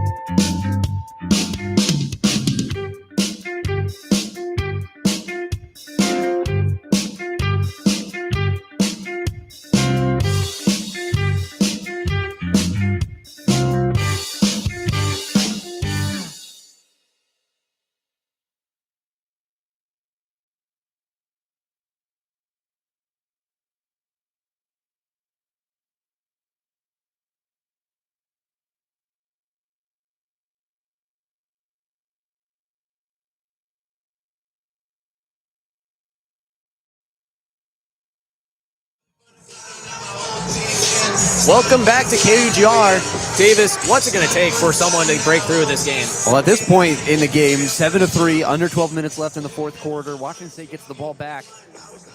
The next big play could potentially win this game. Maybe not even a score like we've been talking about. It could result in a score, but I think whoever can get the next big play and get the jolt back in the sideline for themselves could definitely catapult themselves forward and put themselves on the front foot to try to win this game. Cougars have the ball once again at their own 17-yard line. Eckhouse will pass immediately, trying to throw it down the field, having just lost it out of bounds. Pressure got there, penalty flag on the far side of the field. Flag on the play. Let's see who it's against. Signs pointing towards Oregon State. Let's see what the referees decide. Yeah, Eckhouse that time, pressure in his face immediately. Just had to turn and throw as soon as the pressure came. Meanwhile, the Cougars are lined up as if they're ready to call their next play. Referees are still deliberating what the penalty on the field is. There is no foul for defensive pass interference. They say that the ball was uncatchable, so there is no penalty on the field. 2nd and 10 coming up for the Cougars from their 17-yard line. 11:55 on the clock. That play was quick, got out of bounds, and the clock stopped. So nothing really coming off and nothing in benefit for the Cougars on that play. Okay, try to take a shot on the opening play of this drive. Now you got to get the ball moving and try to make it a manageable 3rd down off this 2nd down play. Run formation in for the Cougars. Kirby Voorhees behind Zevi Eckhouse. Lechner in motion. It's going to be a play action. Zevi looking for a deep shot down the field. He has Meredith just out of his hands, over his head. That would have been a big shot play, just as you were talking about. Just overthrown Meredith's head at the 35-yard line of the Beavers. Would have been a massive momentum shift, but now a 3rd down and long is coming up. Almost another 3 and out coming up if the Cougars cannot muster up more than 10 yards on this play. Chainsaws are ready. Beavers are getting loud as they are in the 4th quarter, ready to support their team. 11:48 left until we hit 0. Eckhouse, 3 wide receivers to his right. He's going to bring Christian Baps in motion. Eckhouse looking towards the right side of the field. Another deep shot down the field. Freeman trying to find the ball is incomplete. Great coverage on the play down the field from the Beavers. That was Salias Vadrahale III on coverage and breaking up the pass. Brings up another 3 and out. 3 quick incompletions. Barely any clock run off. And a punt coming up for the Cougars. Ryan Harris, been a busy man as well. AJ Wisnor and him going to need to ice their legs after this game. Ryan Harris takes the snap. His punt almost gets blocked. He gets hit, but no penalty flag is down. Walker is going to field it at the 36-yard line of the Beavers at their own territory. At the 36-yard line. And the Beavers will take possession with 11:36 left in the 4th quarter. Let's see if they can get the big deep shot to change the momentum and maybe win this game. We're going to go to break, though. Don't go anywhere. You're listening to KUGR Radio, the student voice of the Blues.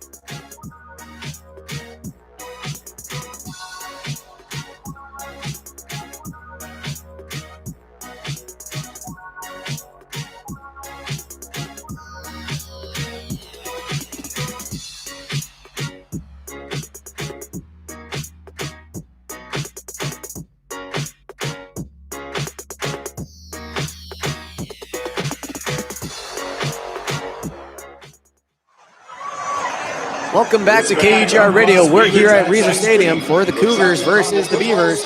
Cougars hold a 7-3 lead. It's been a very slow half, and part of this is because Eckhouse has felt very uncomfortable in the pocket. Why is that, Davis? Yeah, there's been so much pressure from this Oregon State defense. 4 sacks in this game. Those last 2 plays, big shot plays down the field, and even on that 1st down play where it was incomplete, and they had that flag that got picked up and then ruled no pass interference. If this play was happening in the last game against Toledo or even against Ole Miss or Virginia, that's probably a completion. This offensive line has been ravaged. The defense is getting through, and Eckhouse is throwing off his back foot, just hucking it deep, trying to find anybody, and it's falling incomplete. If that's against anybody else in this season, it's probably a completion. Well, the Beavers have the ball. Once again, they're going to be at their own 36. Murphy is still in the game. He does a play action. He's trying to take a deep shot down the field at the corner of the sideline at the Cougars 40. It's going to be hauled in. What a catch. It is an OSU. And that could be the big play that Washington State tried to get. Now all of a sudden Oregon State gets it, and they've got the momentum inside Washington State territory after that huge play. 25-yard pass down the field to Taz Reddix. Murphy showing off his arm strength and accuracy right there. Stoppage on the field. Looks like they're going to take this play to review. The ruling of a completed pass is under review.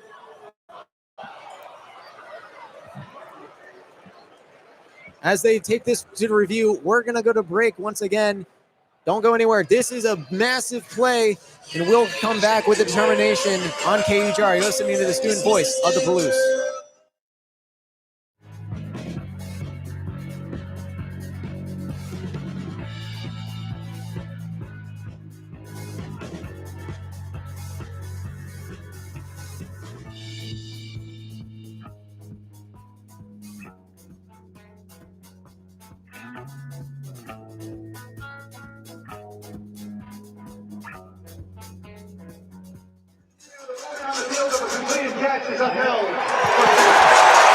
Quick review. We're back to KUGR, and it is determined that that was a catch. Good call on the original field by the referees.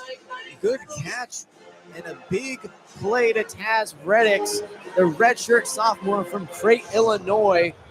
This might be the momentum shift the Beavers need. They are once again in the Cougars territory. But can the Cougars bend but not break as they're up by 4 points? Field goal wouldn't really do the Beavers any good right now. Yeah, definitely 4-down territory. Has to be a touchdown. Can the defense make another stand? Malik Murphy in a shotgun set. Hankerson in the backfield to his left. It's going to be handed off to Hankerson. There's a gap down the field. He shoves a man over. He's trying to run down the sideline. Tackled down at the 3 by Tucker. All the way down to the 2-yard line. A massive run. OSU.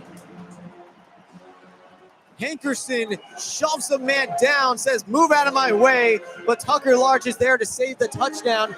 First and goal from the 2-yard line for the Oregon State Beavers. Looking to push in their first touchdown of the game. It's a shotgun set, multiple tight ends, big lineup for the Beavers. Hankerson in the backfield to the right. He's taking the handoff, trying to push forward. He's in.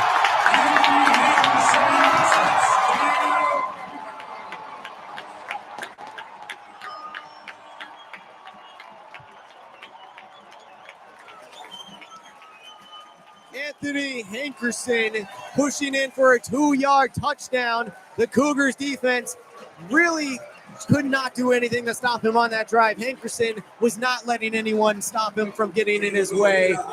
Touchdown for the Beavers. They lead 9-7 now before the extra point attempt. Ojeda will be looking to take this to a 3-point game with 10:06 left in the fourth quarter. The previous ruling of a touchdown is under review. They're going to take this to review. Many Beaver fans are upset about that, but every scoring play usually reviewed, and this one was pretty close. Yeah, it's as close as it gets, just like that Voorhees touchdown in the first half for Washington State. Now the Beavers with Hankerson at the goal line, potentially not a touchdown. I think he got in. It looked like he got wrapped up by the linebacking core for Washington State, but he pushed himself forward before his knee hit the ground. I think this should be probably a pretty quick review just to double check and make sure. Probably the biggest play of the game, that run before the touchdown by Hankerson to get all the way down towards the goal line. Tucker Large saved the touchdown, but then the next play they score. And if they didn't score on this play, they probably score on the next one. And here comes the call. After review, the runner was north the line again, inside north the goal line, inside the 1 yard line, second down. They're going to call him short, much to the anger of this stadium at Research Stadium. But 2nd and 1 coming up. Let's see if the Cougars can stop Hankerson once again. The Beavers bringing him and Murphy back out onto the field. Research Stadium, many people are on their feet getting loud, ready for Hankerson to just kind of do what was expected on that last play, breaking through the end zone. Another run heavy set. Cougars stacking the box as well. Murphy in the backfield. It's going to be a handoff once again to Hankerson. He pushes in. Pretty clear that time that that's going to be a touchdown for the Beavers as they officially now take a 9-7 lead with 9:52 left to go in the fourth quarter. Yeah, that time definitely clear that he got over the line of scrimmage for the touchdown. And just like we were saying, if they didn't score that time and they review it, they say he didn't score, they scored the very next play. But that big run setting up the touchdown for Hankerson is really what scored him that touchdown. Caleb Ojeda ready to take the extra point opportunity, 16 for 16 on the season.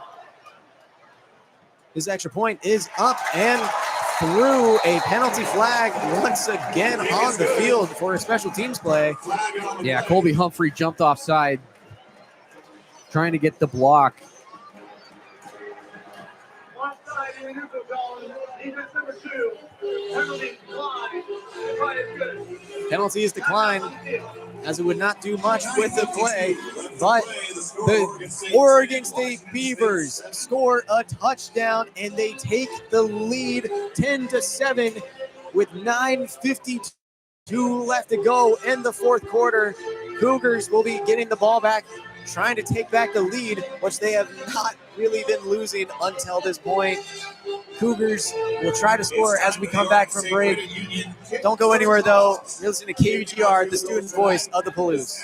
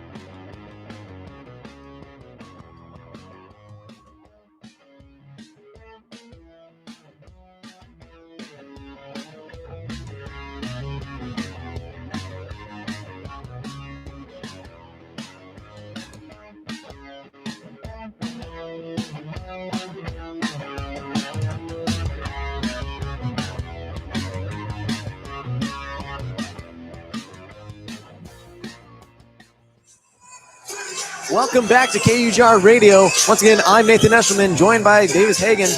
9:52 left to go in the fourth quarter, and the Oregon State Beavers have just taken the lead with a late touchdown from their star running back, Hankerson. Zevi Eckhouse and the Washington State Cougars will be looking to try to match that score of their own. Kickoff from the 35-yard line, upcoming from Ojeda and the Beavers. It was the first drive of the second half for either team that didn't result in a punt. And that was a touchdown drive for Oregon State that they've been waiting for all year long. Efficient drive. Murphy makes a great play. Hankerson makes a couple great plays and gets a touchdown, and now they have the lead. Ojeda's kick is away. It's a low one, angling towards out of bounds. It goes out of bounds, and that's going to be a penalty flag, giving the Cougars great field position after a bad kick. Special teams being a big error for the Beavers, and it could cost them this game. It's been a bugaboo all year long for Oregon State, and it could rear its ugly head once again. The ball gets spotted at the 35. Now, if you're Washington State, you only have to go 10 less yards to get into field goal range if you want to tie it, or just go down and take the lead with a touchdown. The offense has not been great so far today. It's been very sluggish. Can they get first drive stacked together? Eckhouse and the Cougars offense back on the field.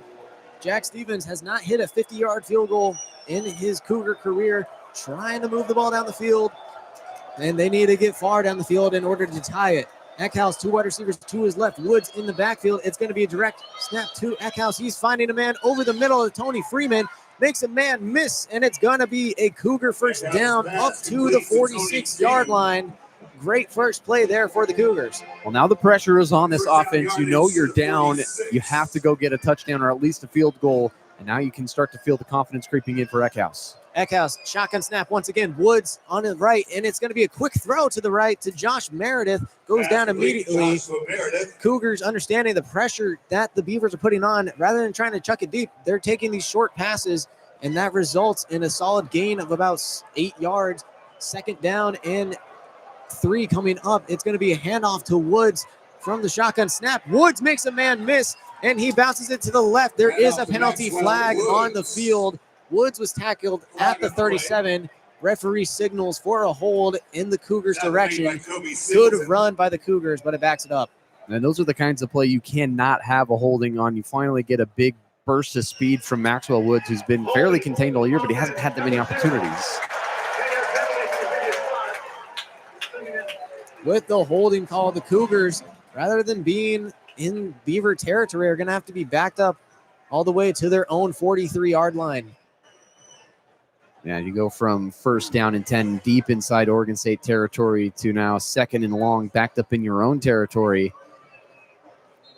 And those are the plays that can cost you games if you're not careful down the stretch. You have to be able to put together drives and get first downs. You can't put yourself behind schedule like this. It is going to bring up a second down and 13. 2 wide receivers to the right with a tight end for Zevi Eckhouse. From their own 43-yard line, Eckhouse takes a snap. He's looking left. Now he's looking right. He's going to step up. He's going to run. He's trying to find open room. There is open room. He's tackled down at the Beavers' 38-yard line. Great run there from Zevi Eckhouse. The blocking was there just long enough for him to step up in the pocket and make a big play. First down for the Cougars. They're going to run pretty quickly to the line of scrimmage. Eckhouse is going to keep it himself once again on a read option. And it's going to be tackled down at the 34-yard line. Stop made by Aiden Sullivan. Decent run on the gain. 2nd and 6 coming up for the Cougars. Gain 4 on the play, 2nd and 6. Zevi Eckhouse now alone in the backfield. 3 wide receivers to his left, 2 to his right. 5 wide set. Eckhouse takes the snap. He's looking to the right. He's going to take it himself, but the Beavers are there, and he's going down behind the line of scrimmage. Massive play, big sack, and a 3rd and long upcoming once again. 3rd and 11.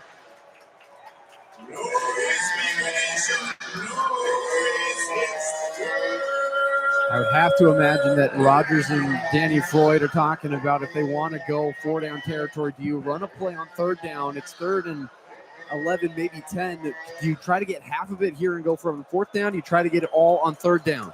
Eckhouse now has Voorhees in the backfield with him. Noga to his right, 2 wide receivers on his left. Eckhouse assesses the defense. He sends Freeman in motion to the left. It's going to be a snap looking down the field. Eckhouse is going to scramble once again. Tries to juke out a linebacker, but he's tackled just at the 35-yard line. Only a gain of 3 on the play, and it brings up a 4th down and 7. What does Washington State do in this situation? Eckhouse got the back of his head rung pretty hard on that play. They're showing the replay. And it wasn't the worst hit, but he put his hands on his head. And frustration also could be a factor. But now it's 4th down. You got to have it. 4th and 7. Voorhees in the backfield. 3 wide receivers to the left. Reeser Stadium's on their feet. They're loud. Eckhouse. Man in motion to the left, to the right. Eckhouse takes a snap. Over the middle, he's trying to find a man. It's Noga, but he's tackled short.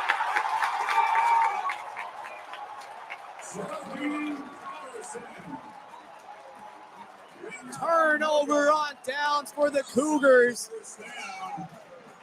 Jaheim Patterson been all over the field, and it's a first down coming now for the Oregon State Beavers. And a player down for Washington State, and that play never had a chance to get a first down. Noga made the catch, but he wasn't even close to the first down marker. And now it's Beaver football, and they have all the momentum and 6 minutes to go, and Washington State only has 2 timeouts. A Washington State player is down on the field, though, so we will go to break. You're listening to KUGR Radio, the student voice of the Blues.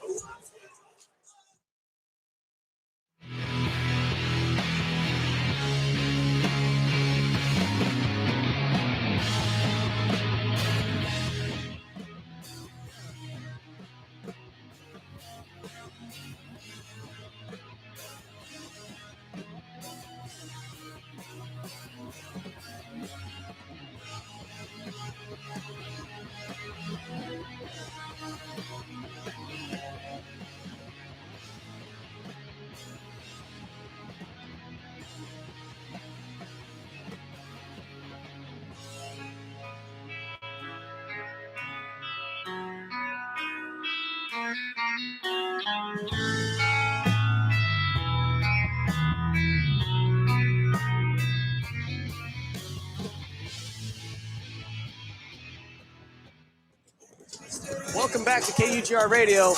Davis, that last drive for the Cougars looked promising, but what exactly went wrong on that 4th down?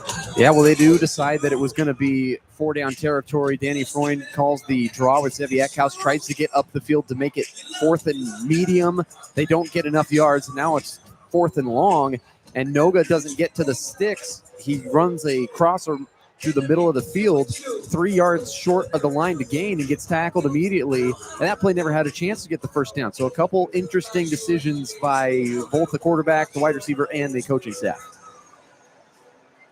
Well, the Beavers do have the ball once again. They're at their own 33-yard line. Murphy's back on the field. It's going to be a handoff to Hankerson, the strong carry from the last drive, but the Cougars are in the backfield. Janikowski in the backfield once again, firing up his sideline, trying to say that to the Cougars offense, we still got this. And this game feels almost identical to last year's game, although the score not nearly the same with how high-powered offense that game was. This game much more defensive, not a lot of points, but same type of thing with Oregon State having a chance to go ice the game and win it. Murphy with 2 running backs in the backfield. It's going to be a handoff to Hankerson on the right side. Once again, the Cougars are prepared for it. Janikowski once again is going to be there along with Anthony Polano. Multiple whistles on the field. Still a chippy game. Cougars have to be careful of getting an unsportsmanlike penalty and a free first down when they need to stop them on a 3rd down and long right now. Yeah, here's a huge 3rd down in this game. Got to be able to get a stop if you're Washington State. At least get your offense another chance with plenty of time left. There's around 5 minutes left. If Oregon State gets a first down, that could take a couple more minutes off the clock. The Beavers at their own 35-yard line. 3rd down and 8. 3 wide receivers to the left of Murphy. Hankerson still in the backfield. One-on-one press on the right side as well. It's going to be a handoff to Hankerson up the middle. Big tackle on the play. He had daylight after him, but wrapped up by number 23, Matthew Durant, and a big 4th down upcoming for the Beavers. They're going to bring on their punting unit once again. Cougars defense getting a big stop when they needed to. That is probably the tackle of the game by Matthew Durant, probably the tackle of his season, maybe career, to try to keep the Oregon State offense on the sideline and get the punt team on. Have to make that open field tackle, and he does. A.J. Winsor, busy man today. He's getting back to punt once again. It's clean punt, deep and away. Tony Freeman back to return it from his own 10. He has space to the right side. He's going to take it. Big return for Freeman. He's trying to cut it up to the 50. He gets past the 45-yard line, tackled down at the 44 of the Beavers. Massive return from Tony Freeman, who's had multiple fumbles on those kick returns. What a play by Tony Freeman, coming alive and getting this offense into Oregon State territory before they even run a play. That saves a ton of time. And wow, what a play by Freeman to cut it back as well, to try to get as many yards as he can. That's the kind of explosive play you can expect from Freeman back at the punt return spot. And yeah, you mentioned he's had those muffs. That time he catches it at the 10, which is sometimes a no-no, but he makes a great play out of it and flips the field. Maybe that A.J. Wismore punt being too deep caused an issue, and this punt unit couldn't get down the field to tackle him, leading to a massive return in great field position for the Cougars, who have the ball at the Beavers' 43-yard line. Zevi Eckhouse looking to tie or take the lead with under 5 minutes to go, or under 4 minutes to go in the fourth quarter. It's going to be a handoff to Woods up the middle. He's got room to his right, but he's tackled. First down upcoming for the Cougars. It was a gain of 12. Great run by Woods to the right, but Skylar Thomas saving a touchdown with that tackle. What a tackle by Skylar Thomas. Maxwell Woods has great speed. If he breaks that tackle, that's a touchdown. And Skylar Thomas, the redshirt senior, comes in and makes a huge tackle. Zevi Eckhouse now with two running backs in the backfield, Voorhees and Woods. Two wide receivers to his left. 3 minutes and 20 seconds left to go in this fourth quarter. Cougars have the ball at the 31-yard line. Eckhouse takes a snap. It's going to be a handoff to Voorhees up the right side. Voorhees has a gap, pushing over Skylar Thomas this time, and it's going to be another Cougar first down up to the 18-yard line. Smash mouth football right now from the Cougars, and the Oregon State defense is on their heels. Field goal range for the Cougars, only down by 3. Now 2 minutes and 50 seconds left to go in the fourth quarter here at Reser Stadium. Zevi Eckhouse in a shotgun formation. Maxwell Woods is in the backfield. Two wide receivers to the left. Press coverage in the slot. Lechner in motion. It's going to be a handoff to Woods. Woods trying to find a gap, but the Beavers defensive line is there. Big wrap up there by number 98, Thomas Collins. Making the stop on Woods. This 282-pound sophomore wrapping up Woods. Gain of 0 on the play. Second and 10 upcoming for the Cougars. Second and 10. 2 minutes and 12 seconds left to go in the fourth quarter. Eckhouse with two wide receivers on his right. Maxwell Woods in the backfield. He's in motion. Looks like they're just trying to get the Beaver to jump. The Beavers defense was disciplined on that play, leading us to the final 2-minute timeout. 2 minutes left. Cougars are down by 3. Second and 10 at the 18. We're going to go to break. Cougars with a chance to win the game right here. You're listening to KUHR Radio, the student voice on the Blues.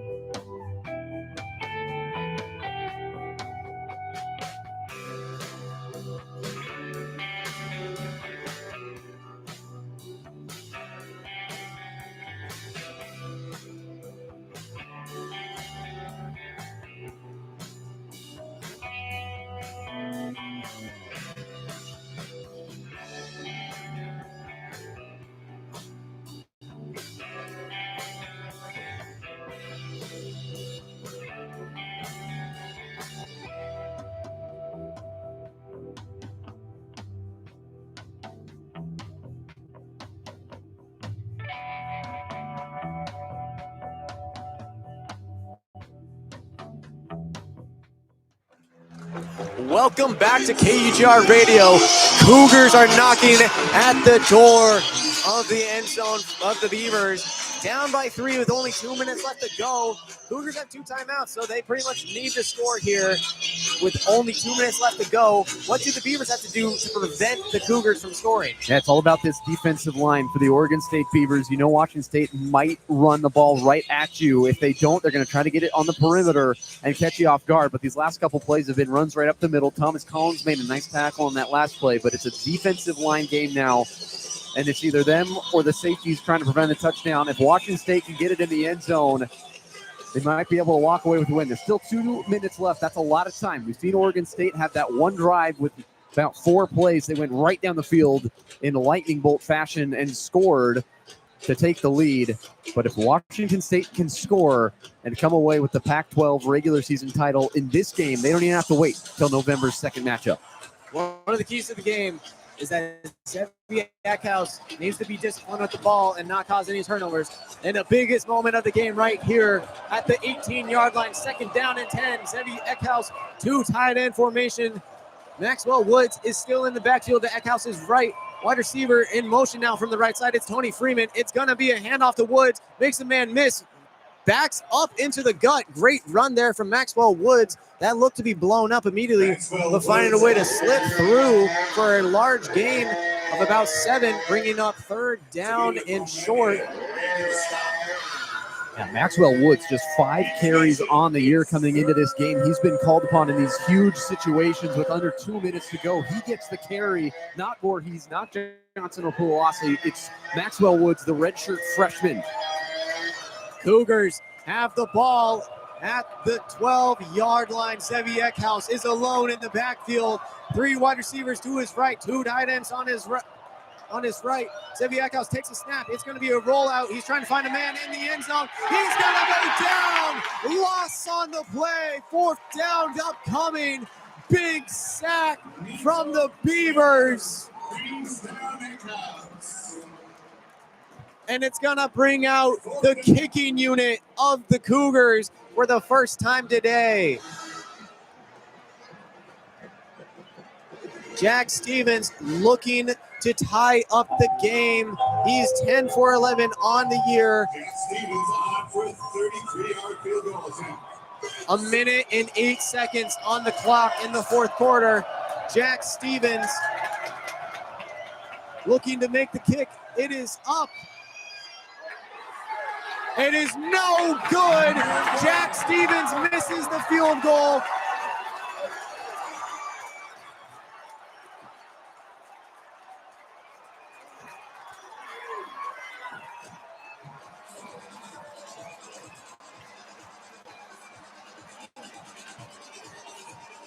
Reser Stadium is excited as they could be. Their Oregon State Beavers have a 3-point lead and the ball with 1 minute and 5 seconds left in the 4th quarter. Cougars do have a chance with 2 timeouts, but time is not on their side. They need to play some perfect defense right now. There is a flag at the 20-yard line on the far side. Probably after the play, Oregon State fired up. Rob Akey took off the headset, was firing up his guys. They're dancing on the sideline. And we talked about special teams coming into this game. It's been brought up all year long for Oregon State. It's been horrible for Oregon State. This was a miss by Washington State special teams. Number 2 and number 1 took the helmets off before they left the field. Half the distance to the goal. The first one of the game for each 1 and 2. While the Beavers do still have the ball, that backs them up halfway to the goal line, which means if they do need to punt, the Cougars could get decent field position on the kick. Unfortunately for Washington State, 2 timeouts. A timeout was taken back in the 3rd quarter on a play where you got a sack, and it was 3rd and long. You call a timeout, you give Oregon State the chance. You get another sack on the next play. That's great. But now you only got 2 timeouts, down by 3. Oregon State likely will be able to run the clock out off the miss from Stevens, and that's a lot of pressure to put on your kicker, and he missed it. Big 3rd down as well when Eckhouse rolled to his right, trying to find a man open. A little bit of a misdirection play, did not work. Gives the Beavers the ball after a missed field goal, and an unsportsmanlike penalty. They have the ball at their own 10-yard line. Hankerson is in the backfield. It's going to be a handoff to Hankerson from Murphy. He bounces around after he's taken first contact behind the line of scrimmage, gains 2 on the play. A couple seconds run off the clock, 58 seconds, timeout by the Cougars. 30-second timeout. And this is what they need to do. They need to get the quick tackles, not give up any yards, and force a punt. Even if there's only not that many seconds left on the clock, they can still get the ball at least somewhat close to field goal range for Jack Stevens to redeem himself and send this game into overtime. Yeah, all you're trying to do right now is get it to 4th down, maybe even send the house, try to get a block punt. If you're Oregon State, maybe you just take a knee and try to eliminate all scenarios of you fumbling the ball, because there's only 1 timeout left. You have 2 plays to run. Get 2nd down and 3rd down. Washington State only has 1 timeout. If you can take it enough to win this game, it's more than likely that Oregon State will be able to run this clock out. Technically 18 seconds of leeway for the Cougars, but with each play, time runs off, and it is not on their side for the Cougars. 2nd down and 8 from the 12-yard line. Oregon State fans, multiple smiles on their faces. Very excited to see their Beavers with the lead right now. Murphy in the backfield is going to hand it off to Hankerson once again, this time to the left side. He bounces it to the left side. Good enough for a Beaver first down. Anthony Hankerson. It is an OSU.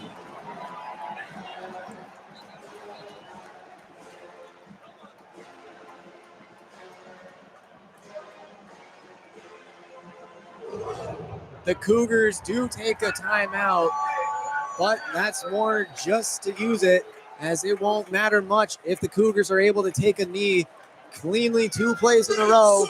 51 seconds left. The Oregon State Beavers have a 10-7 lead over the Washington State Cougars, and all the Beavers have to do is take 2 knees, and they will win their 2nd game of the season and 1 of 2 games until they can win the Pac-12 championship. Yeah, it sets up a really interesting matchup late in the year, the last game of the year, November 29th in Pullman for the Pac-12. And this is the kryptonite for this Washington State team coming down to Corvallis in November. Last year, very similar type of game where they have a chance to win it and then they make some blunders and Oregon State ends up with the win. Credit to the Beavers, man. They played a heck of a game. And the Beavers will take a knee. Murphy coming in at the second half makes a great throw down the field, and that gave them a lot of momentum for Hankerson to get his big run, which then led to the touchdown. And when Murphy came in, not a lot of people had too much faith in him coming before this game. Had a very disappointing season coming to this game. Only 9 touchdowns, 8 interceptions through 7 games played. But now he is the hero of Corvallis as he takes a knee, and Oregon State is gonna get their 2nd win of the season, moving to 2-7. The final score of the game being 10 for the Oregon State Beavers and 7 for the Washington State Cougars.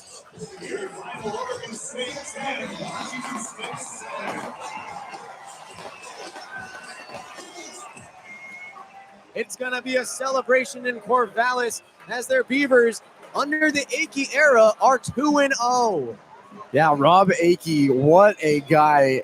This Oregon State team plays with a lot of heart under Akey. They play with heart under Trent Bray, but it wasn't exactly result-based football for Oregon State. Now it's about going out and trying your best every single play, and who knows what can happen. And all of a sudden, you get to a point where you just reset everything, and now all of a sudden you're 2-0. You're not looking at your record and saying 2-7. You're saying 2-0. It's just a shortened season with no bowl game now for Oregon State. You're 2-0. You beat Washington State. Arguably now your biggest rival going forward in the new Pac-12. Oregon's always going to be their biggest rival in the Civil War. But the new Pac-12, these 2 teams, the founding fathers of this new Pac-12, going to be a great rivalry for a long time. And they played every year since 2003. And Oregon State has had their number twice now in Corvallis. So they're 2-0 in the last 2 meetings. They do get to play again later this year. And for Washington State, this game even though they lose, and it's a heartbreaking loss that falls on the offense, there's still a lot in front of them. You can still make a bowl game. You get 3 games left. You got to win 2 of them. Well, with that loss, Oregon State fans are rushing the field after their massive win against the rival Cougars. But with the loss, the Washington State Cougars moved to 4-5 on the season.